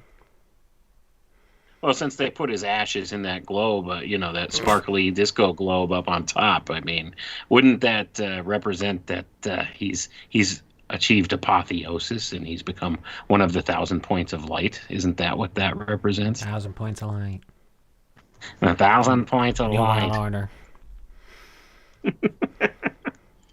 So Yeah, man. we're running short on time here. I'm flipping through this. Did you see anything in particular, Wayne, that we should consider of import to break down here? Let me scroll down a little further. Chapter here. 10 is the Eleusinian Mysteries. Crow likes those. Oh, they're always interesting to go through. Honestly, when I was looking at this document initially, I found it, and I had in mind that all these monoliths and stuff have been popping up in the news cycle. So I was thinking maybe by looking at this, we could kind of get an implication as to what the intent is behind the appearance of these obelisks. And, so that's kind of why I figured going through this might be good. But obviously, this is a really long book, and there's a whole lot of information in here. So it's going to take more than just this little chat that we're having now, as we're just kind of glancing through it for the first time here to really garner out all the meanings and stuff that are really there. But well, the one thing we could say is that these art pieces are not, what would you say, geometrically accurate obelisks in any way, shape, or form. No, they're not. But they're meant to be just a quickly put together mirroring of these things. I mean, you could see how it's kind of cheapened in denoting a different age. We're in this industrial age where things are largely manufactured on the fly. You know what I mean? Like in large factories and assembly line, all that kind of idea. That's what these are. They're kind of piecemealed together quickly, and they represent that idea because this is a different age than the age that these original obelisks were built in. And I think that they're actually putting these around as a signaling of the new age that they're saying is to come, the full-scale arrival of the age of Aquarius. I think that's what they're symbolizing there. And I think all day long that this points directly to December 21st and the great conjunction that's going to happen on the winter solstice here, and the switching over, as Crow has alluded to. I see this as they're switching over, to the in 2021 here. There's that the blackjack, like Michael Hoffman said to you, Crow. 2021. There it is. 21. The blackjack. Right. They're switching over, and this great conjunction's happening on the 21st, and the solstice is on the 21st. There's the 21 there. It all kind of lines up in that way. You have the two 21s. That's a 3-3. There's a 33. You could see how they're kind of symbolizing this in a way. They have different things in mind than I think what's really going to come. It depends who gets their way here. If the masses wake up in large enough numbers, and this great awakening takes place with all of the public, or if it's just the people at the top of the power structure right now trying to stifle that, and if they get away with that, I mean, that'll tell what it is to come. But they're trying to leverage off these ideas. They see the natural cycle, and they're trying to leverage off of these ideas And I think that these monoliths they're erecting all over the place very quickly are kind of it's a message to those in the know that they plan on trying to take this new age that's coming, this age of Aquarius, and they're trying to stifle down the consciousness of people. That's just the impression I get from it, because they're using these very feeble attempts at replicating these old monoliths of old, these obelisks. They're doing it with unnatural type things. Like they put a shiny veneer on it. They'll put like an aluminum casing on it. It's a reflection. It's like a silver color. It's a reflection. It's a reflection, a lesser reflection of a greater idea. But they're trying to stifle the energy of that's going on right now with people waking up in this whole massive awakening thing that's going on. So they're trying to stifle that and redirect that energy towards what they want. And that would be, this whole draconian holding people down and the idea of the age of Aquarius that they want. So it's going to come down to, at the end of the day, are the masses going to wake up in large enough numbers quick enough here to tell them, hey, we're not going to allow you guys to steamroll us the way that you've been this past year. And, we're not going to tolerate that. And we could have a much better future that way? Or are these people going to get away with what they've gotten away with for so long now by trying to keep the secrets from the people, the secrets of the natural world, and try to invert the natural world for their own gains here? And that's basically, I think, kind of what is a symbolic representation of what's going on with these. It's marking the time that we're at. It's like an homage to the coming of the solstice here. We can prove it in a way, Wayne. We can prove this because I know people listen to you and think, oh, what's Wayne on about? So think about this. These people took Lord knows how much effort to go get these obelisks. Let me read you one of the lines that's been translated from one of these random obelisks. Horus, the mighty bull, beloved of truth, king of Upper and Lower Egypt. Every one of these refers to him as the mighty bull. Why? Because they're in the age of Taurus. So what's going to happen is supposedly Egypt's going to fall. We're going to go into the Jewish Exodus idea. That will be the age of Aries. That's why the Jews are blowing the ram's horn. That will go away, and we'll go into the age of the fishes, where we are. So if we're correct, and we are, and I still can't prove it one way or another. I'm tried 6 ways to Sunday. I still can't pull it off. But the language says that we're going to be in the age of Aquarius. In biblical terms, you could call, literally, Aquarius the age of the Son of Man. So I would like to know how anyone can tell me how the most mighty people, Vatican in the world, Washington, D.C., and the city of London, made so much effort to go get these inscribed monuments that are naming that they were created under the sign of the bull, and then tell me that they don't give a damn about when the age of Aquarius is coming. Those two things don't jive, right? Yeah, I can see where you're coming from there. Yeah, definitely. They put a lot of time and effort and thought into these ideas, and they do pay attention to this. And that's something that's kind of been disregarded by most of the public at large. We don't really pay attention to the sky like they do.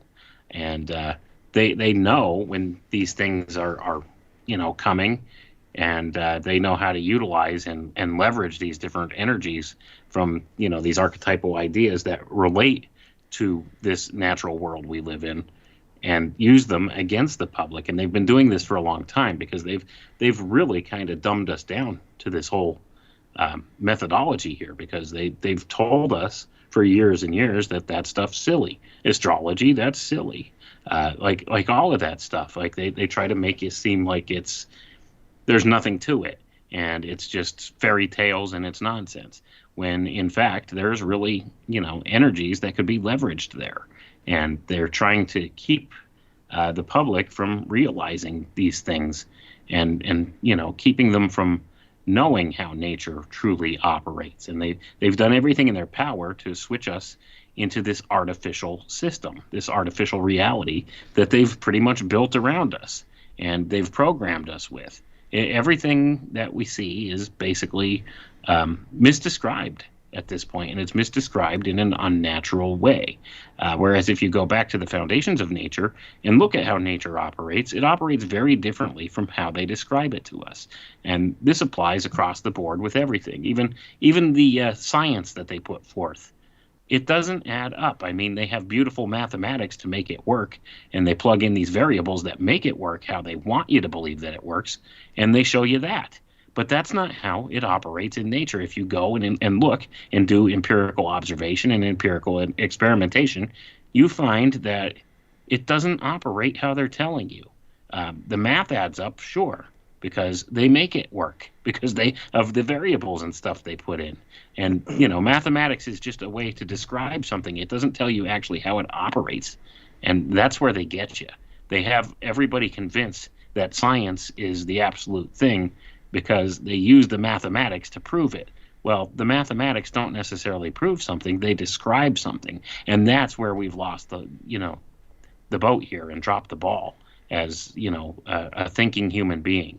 You could use mathematics to describe anything. You could apply mathematical formulas to anything and make it look like it works and it's factual. Okay? We could see that going on right now with all the nonsense going on with this pandemic situation. You could make the math show whatever you want it to show and, claim that it's fact. That does not make it fact, and that does not make something valid. It's a description. Math is used to describe, and that's the whole difference here. It doesn't prove or disprove anything in particular because you could make it show whatever you want it to show. It's a valuable tool for invoking ideas or trying to express ideas or make ideas fit together. But, at the end of the day, it doesn't really prove anything. So I'm done with my diatribe there. There's Jason, I know we're getting close, but on page 34, there's actually two great poems, one from the supposed king of Egypt and the other one from Freemasonry. Oh, let's get down to page 34 then. The first one's very telling, and I'll be back in just 2 minutes. And I will pontificate upon my soapbox on these poems as soon as I get to the appropriate page. Page 34. 34 does not appear to be a poem. 30, 31. 34. Central the line. end of 34. Oh, there it is. Okay, I see it. The obelisk erected by... I'm There not we even going go. to try to say that. Toughness. Okay. Toughness. Toughness. Ooh, I can read some. So are we We'll talking go about- back and forth.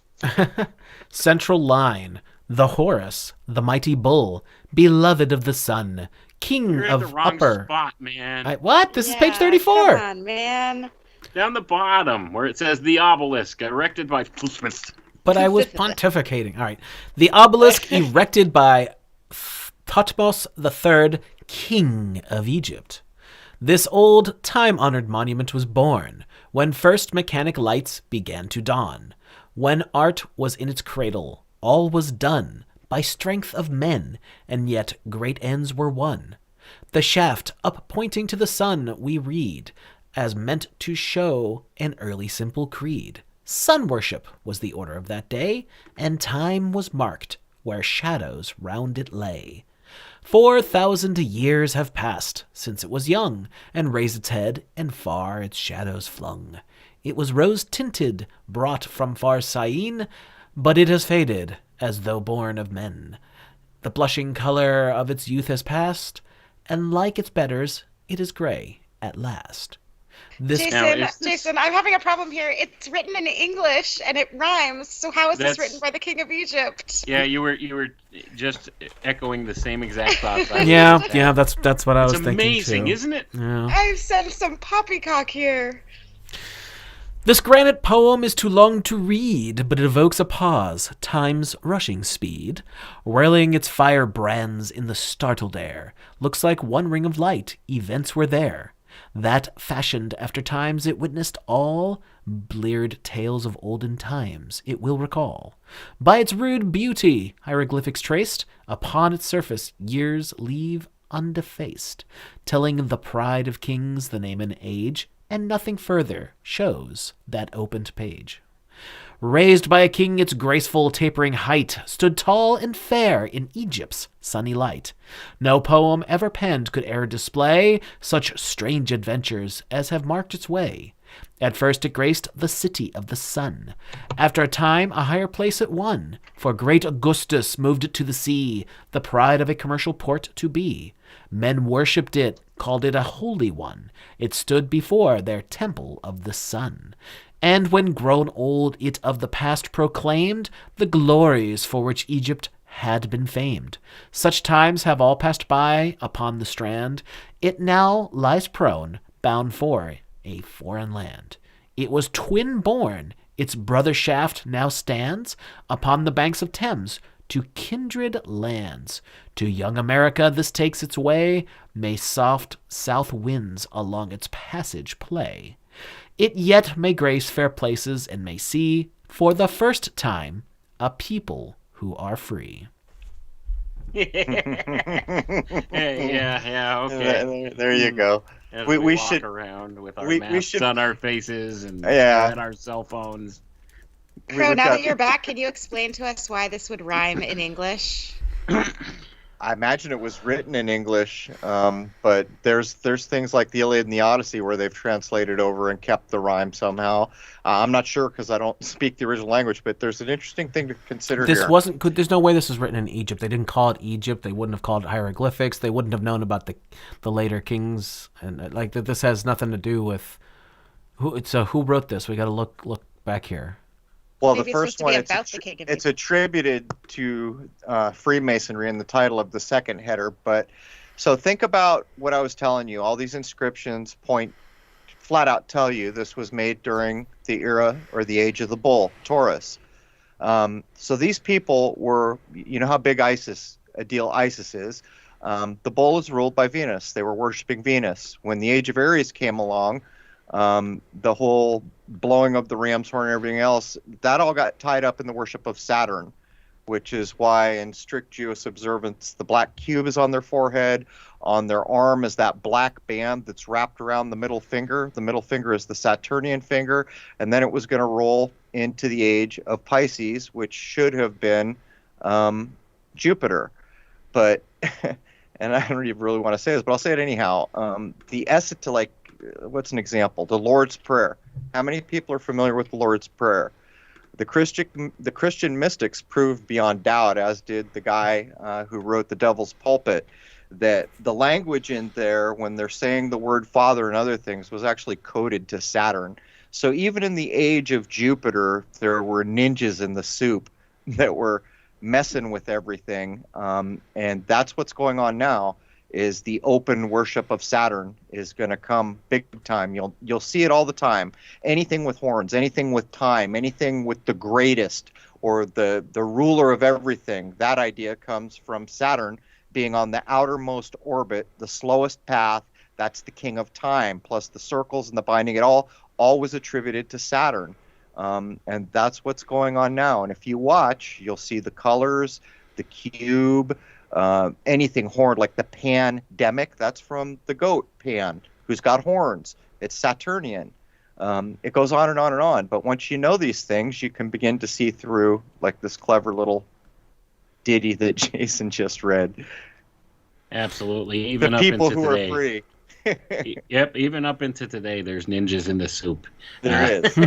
Yeah, man, that's a lot of our problem. They do everything to obfuscate and confuse with all of these ideas and stuff too. And you could kind of see, I mean, we're looking at the same thing again when this great conjunction comes between Saturn and Jupiter. I mean, this is an exchanging of energies when it comes down to it. We should make a. I'm sorry, wait, but we should make No, a go bet. We should make a bet. And I'm not a betting man, but you know damn well there's got to be some big thing that happens to stamp that tone, that keynote, right as we end out and the new programming for the sun or whatever they think, Saturn, comes. There's got to be an event, doesn't there? You notice all the vaccines are starting to ship and things like that? Oh, absolutely. I mean, there's no doubt. I mean, we're coming to, first of all, it's the low point of the sun with the winter solstice on the 21st, and then you put this great conjunction for the first time in 800 years. We've had one like this, and then you combine that with the fact that it actually falls on the winter solstice.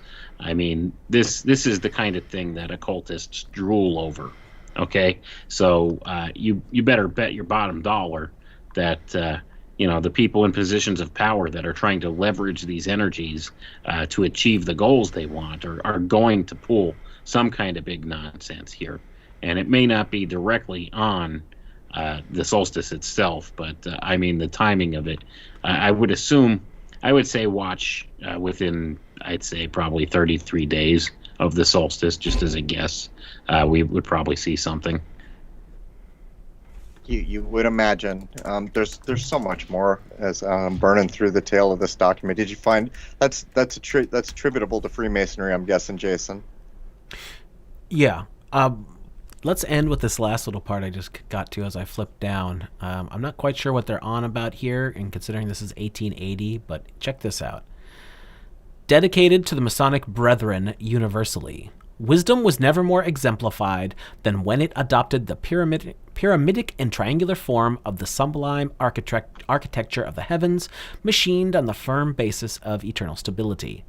The United Brethren universally will adopt, I hope, the original form of the Masonic aprons and establish a jubilee to commemorate the restoration of that event by casting into the flames the present aprons of the unmeaning form of Saint Crispin.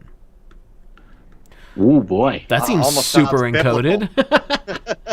Almost seems biblical. We got a jubilee going on. They're going to burn some stuff. It's the burning jubilee. They're going to burn the aprons.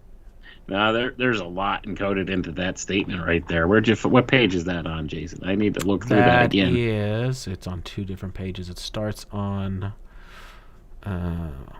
this document is not very well, in my PDF it's 41, and the document, it doesn't have a page number. Doesn't have a page number? Oh, 30, so 36 on the actual printed original, but it's 41 when I opened in Acrobat. Oh, those wacky acrobats messing things up. Page 36. Okay, well, there's a lot of ideas just encoded in there, and it basically talks about who these people really are. A jubilee, the burning of the aprons, the going back to the original apron. Let me see if I can find all that. Oh, here it is, 36. Okay.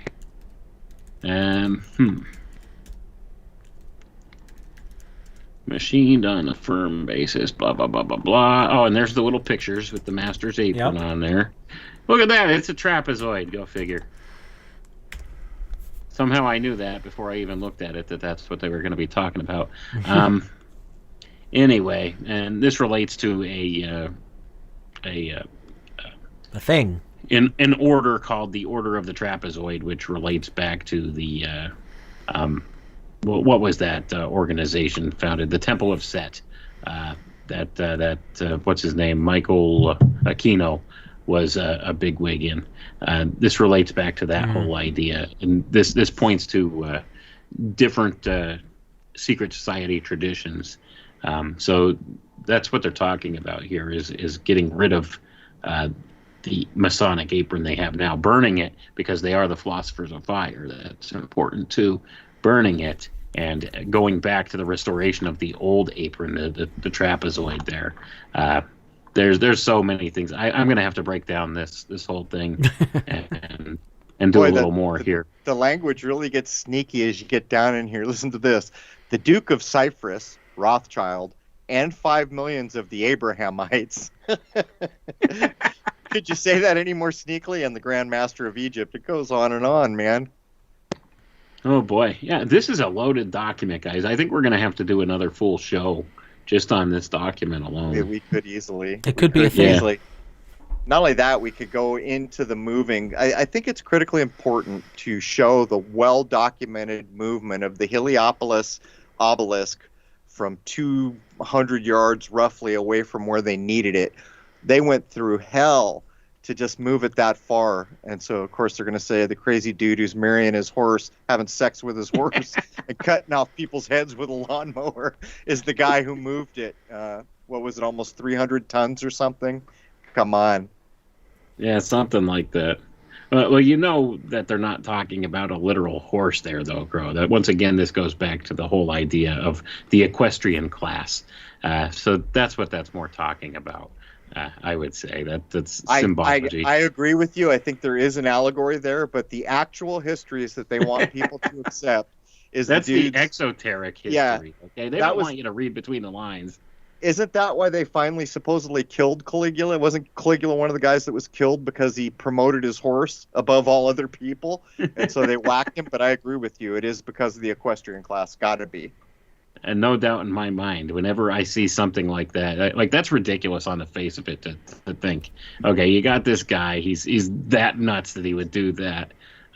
Yeah, I mean, I'm sorry to interrupt, but before we run out of time, all the way down at the bottom, chapter 7, there is no page number. It's after page 66. Chapter 7, listen to this.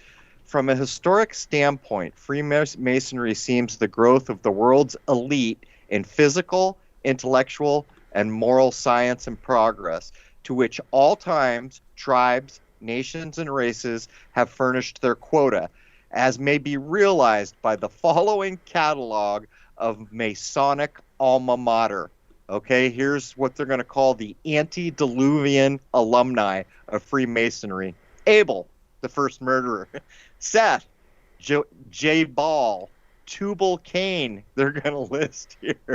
Ta-da! Enoch, We're definitely Noah, gonna go through. Japhet, Nimrod, Asher, Canaan, Sidon, Peleg, Mizraim, Abraham, of course. Oh, here we go. Melchizedek, Ishmael, and Job. Joseph, of course, Joseph was a Masonic alma mater brethren.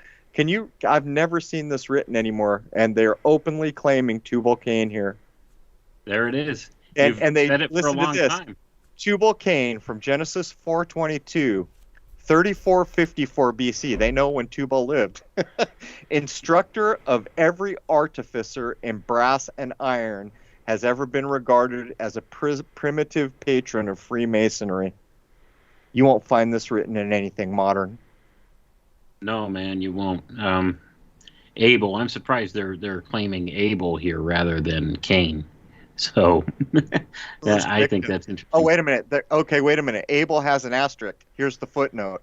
We do not claim that the secret or Masonic societies existed in the days of Abel, but that the sect of the Masonic Brotherhood perpetuated his name by calling themselves Abelites.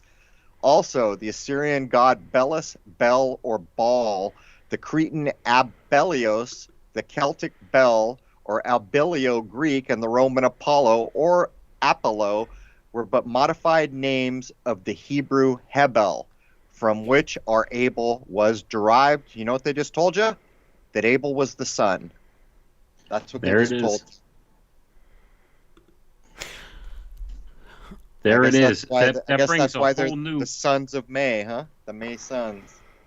Yeah, I mean that brings a whole new thought process to looking at the Cain and Abel story. Then, if Abel's the son and Cain murdered the son, what does that make Cain?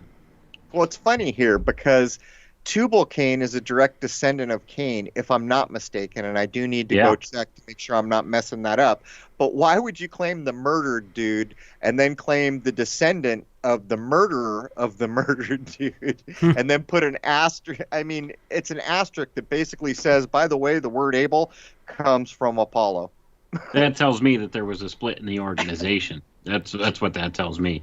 Abel represents the water idea. Cain represents the fire idea, and therefore Tubal-Cain also represents the fire idea. So if you're looking at these, Seth, I would think, would represent the earth idea. Jabal, I'm not sure. I would have to do more looking at some of this. Noah, once again, that represents the water idea. Enoch would be, I would say he'd probably represent the ether idea more than anything. If you go through and look at all of these, you could 7 Ways to Sunday, go back and relate these different ideas and archetypes to these names here. Look at chapter 8, guys. Moses and the Israelites. Moses has an exoteric surface narrative and esoteric hidden meaning, so has an exo and esoteric significance in Freemasons, who mention and invoke him in their rites and high degrees. They accept Ussher's chronology, 1451 BC, as the date of his death. Egyptologists differ wildly on this point. It goes on to say, and then it says, the originator of the obelisk, now on its way to New York, was the pharaoh before whom Moses pleaded. Are you getting all this? Wow, there's a lot in here. We definitely have to go back on this document. This reminds me of some things that I've looked at in some other different Masonic books. In fact, I'm going to be posting on my YouTube channel probably Friday. I'm looking at a breakdown of a book called Mystic Masonry, and the one chapter in it speaks of the quote-unquote secret doctrine, and I'm going to be doing a breakdown on that on my channel later this week. So, a lot of these different ideas tie together with some of that stuff too. So, we're definitely. I got some reading to do with this. What was the name of the dude? Do you remember? There's a guy who early on was trying to crack the supposed hieroglyphics. I think his name is Budge. It might not be Budge. If it's not, it's something close to that. Then they make fun of him in the Stargate movie, where everyone who was really into trying to know the truth said Budge had the closest translations, but Egyptologists say Budge was a crank, and that he didn't know what he was talking about. In the movie Stargate, they make the specific point to tell the dude, oh, you can't read the Stargate because you've been reading Budge. If you just listen to Dr. Zahi Hawass, which is what they're implying, the mainstream, you could crack the Stargate. But wouldn't it be interesting to take Budge's hieroglyphics, because anyone can buy the book by Budge that says what he claims the hieroglyphics mean, and take a new look at these obelisks. I'll bet you there would be a stark difference in what they actually say. Well, that could be, and that may be more obfuscation, because like Egyptologists still haven't really got the foggiest clue as to what any of these ancient Egyptian structures were first of all used for, how they were made, or what's actually encoded in them. All these different ideas. They still think pyramids are tombs. They're not. They're initiation halls. That's what they were built for. They're initiation halls. So look at this. Down further, they're arguing about when Moses actually lived, and they list all the dates from 1729 BC all the way up to 1283 AD, a dude named Poole. But they all agree that the Egypt chronology till Pharaoh Pasamathikius was 666 BC, about whose reign chronologists agree. So they all agree on this dude who's 666. So Moses lived under Thoth. It's basically Thothmes. Yeah, Thothmes. It goes on and on. There's so much here, guys. We could tear this apart 6 ways to Sunday. If you go down past the index at the end, there is J.W. Bouton's catalog of new and recent publications. Look at all of the titles and subject matter of these books. I got to wonder if any of these still exist. They were talking about stuff in print that would never happen today, like not even close. Damn, this even goes into Arab Masonry. Go ahead, Jason. For instance, the Rosicrucians, their rites and mysteries, with chapters on the ancient fire and serpent worshippers, and explanations of the mystic symbols represented in the monuments and talismans of the primeval philosophers by Hargrave Jennings. Next, we have the Royal Masonic Cyclopedia. I think I have that one, actually, Jason. Which one? First one you said. I think I have that one. Good. I'm glad they exist. Damn. Yeah, a lot of these do exist. They're hard to find, but well, this next one has got to be interesting. The Royal Masonic Cyclopedia of History, Rites, Symbolism, and Biography by Kenneth R.H. Mackenzie, the most complete and valuable work of reference that has ever been presented to the craft. Well, oh boy. Yeah. We'll have to look that one up. Jeez, did you see this part where they're showing that the Pharaoh Ramses, the Mexican hero or deity, and the Hindu androgyny deity are all duplicate with the snake coming out of their forehead? They're showing that nature works in one way, and everyone had a version of it. Yeah, well, that goes hand in hand with what they always say, that these things are the same stories being retold in different cultures. Are you below the index, Jason? Those books are, yeah, they're at the end of the document. Oh, I see the catalog. Okay. Mm-hmm. I'm just looking. I'm going to have to go through this and see what exists and if there's PDFs of any of this stuff. Because, I mean, there's like 600 shows in all these books here. I have that one, Isis Unveiled. That's Blavatsky. Yeah, that's a Blavatsky one. That one's pretty common. Yeah, the Blavatsky one is. That's why I skipped it. That's run-of-the-mill. Let's see. The Anacalypsis. Ancient Art and Mythology. That one might be interesting. An inquiry by Richard Payne Knight, author of Worship of Priapus. The Philosophy of Existence. That one's got to hit it out of the ballpark. Ooh, the Eleusinian and Bacchic Mysteries. I want this one. You got this one kicking around, Wayne? I'll check. I don't know. I might. Because part of that represents before we all went south hard. The Lost Beauties of the English Language. Cyclopedia of Costume. That's got to be good. The Etcher. The Story of the Stick. The Stick. Wow. Don Quixote's Man of La Mancha is listed in here. The history of Don Quixote. For people who don't know, it's claimed that to save language in its complexity, this was a later knockoff that was done in earlier books like Dante's Inferno and the Canterbury Tales. That's why Don Quixote exists, and it's listed here. Well, Monumental Christianity. That's got to be a find. You got that one, Wayne? No, I don't think so. I'm going to have to look some of these up. I'll have to look through this, We're all book shopping on the air. Bookshop, yeah. Yeah, nothing like it. This publisher, this bookmaker no longer exists. The address is at the beginning of this document, and I looked them up there, and they were in New York, but it's just apartments now. A lot of this stuff might be, on archive. Might be able to find it on archive. The first edition of Shakespeare? Interesting things. All right, I guess we should wind her up here. What do we want to talk about to stop off here? Rose, what are you talking about in the poppycock tomorrow? Oh, the poppycock jar runneth over with a lot of Perpykirk. Perpykirk. You sound like Cartman. God damn it. Yeah, Respect my authority. I posted it in the chat. I'll do it again.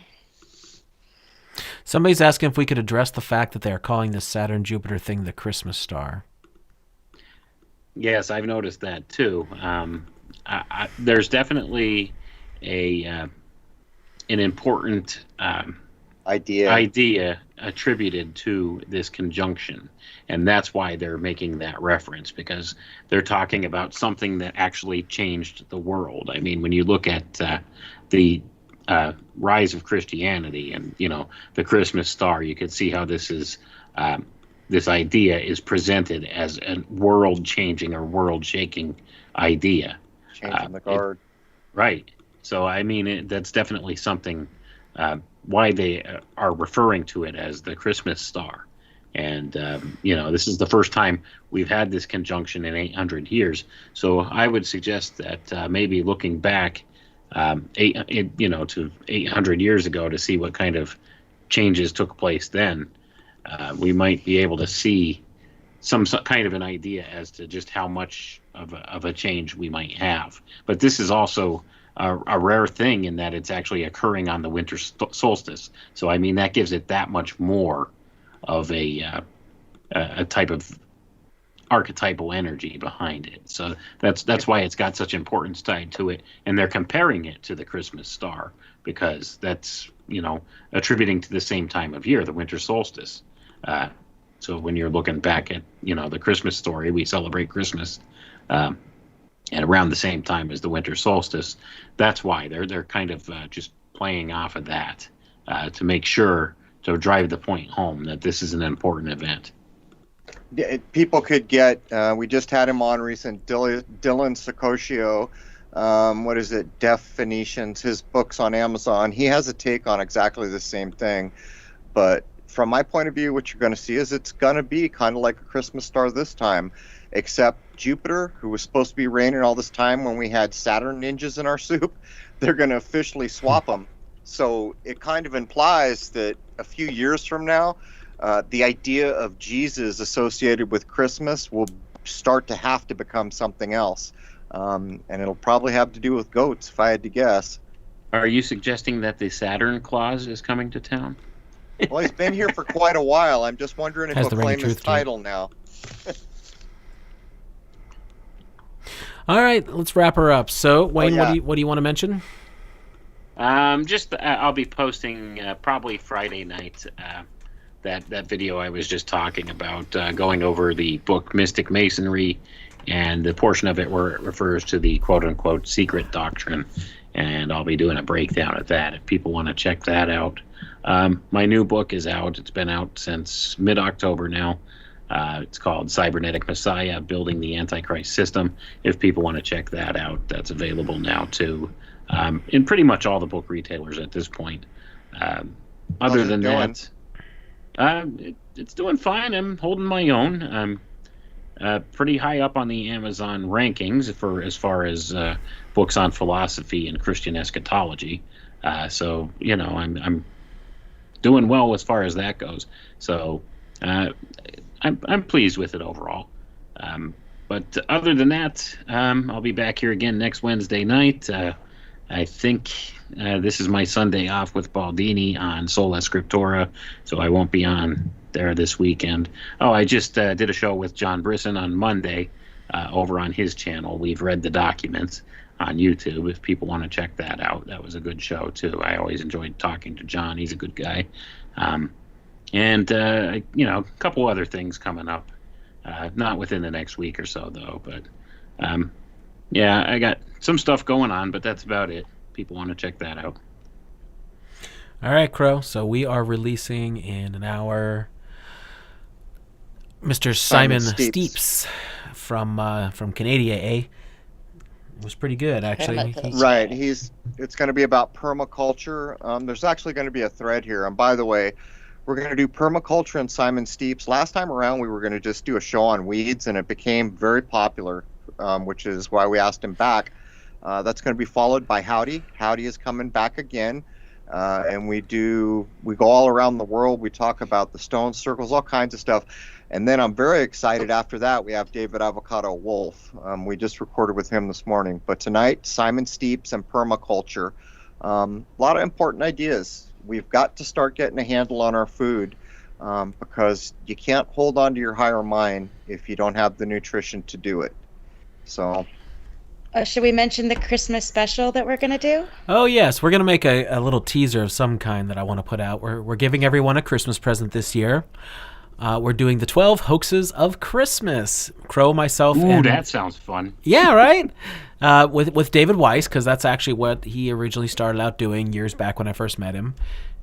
So that will be a Christmas bonus. Not exactly sure when we'll release it, but more toward the holiday and all of that. But we'll be putting out a teaser trailer for that soon, so everybody knows that they're getting a bonus episode this month on top of the 2 we do every week. Should I title that one "Beware of Satan's Claws" or something like that? The 12 Hoaxes of Christmas. All right, everyone, good. Should we sign off? Right, we're eat. All right, everyone. Thank you so much for being here, and we'll see you next week. Cheers and thanks.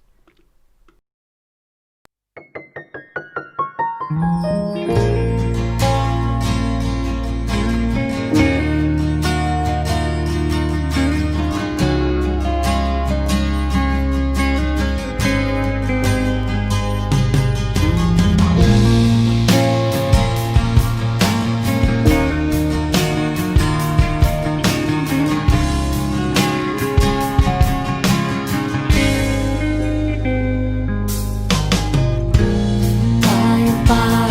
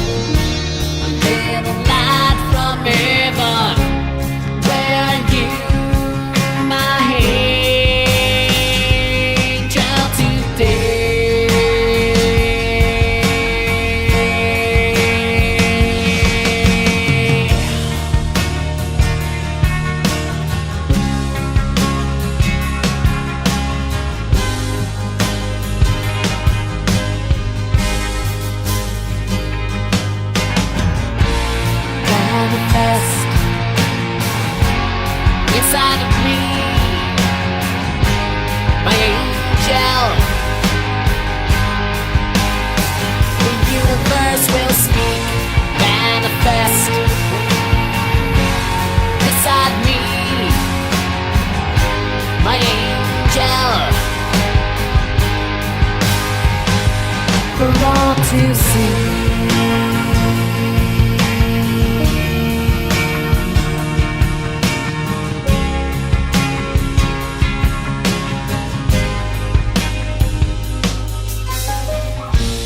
Line of light, I might believe in heaven. I sign the times and ask you to stay. That's the living story. Take my hand and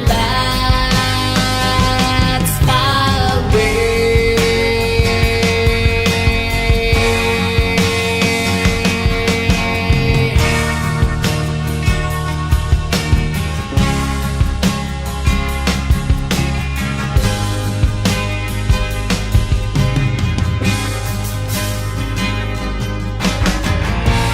Manifest.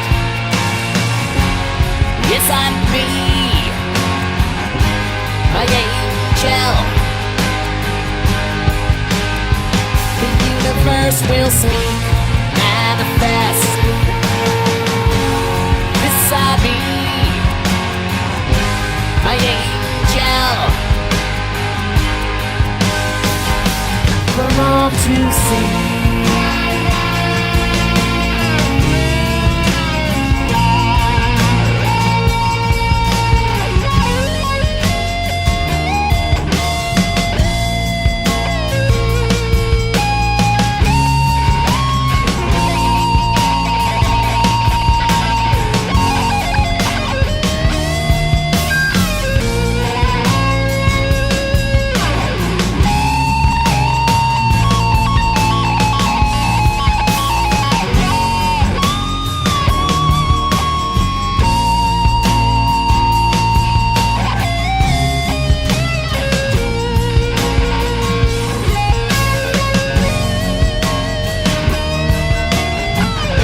Manifest inside me, my angel. The universe will speak, manifest inside me, my angel. For all to see, manifest inside me, my angel. The universe will speak, manifest inside me, my angel. For all to see.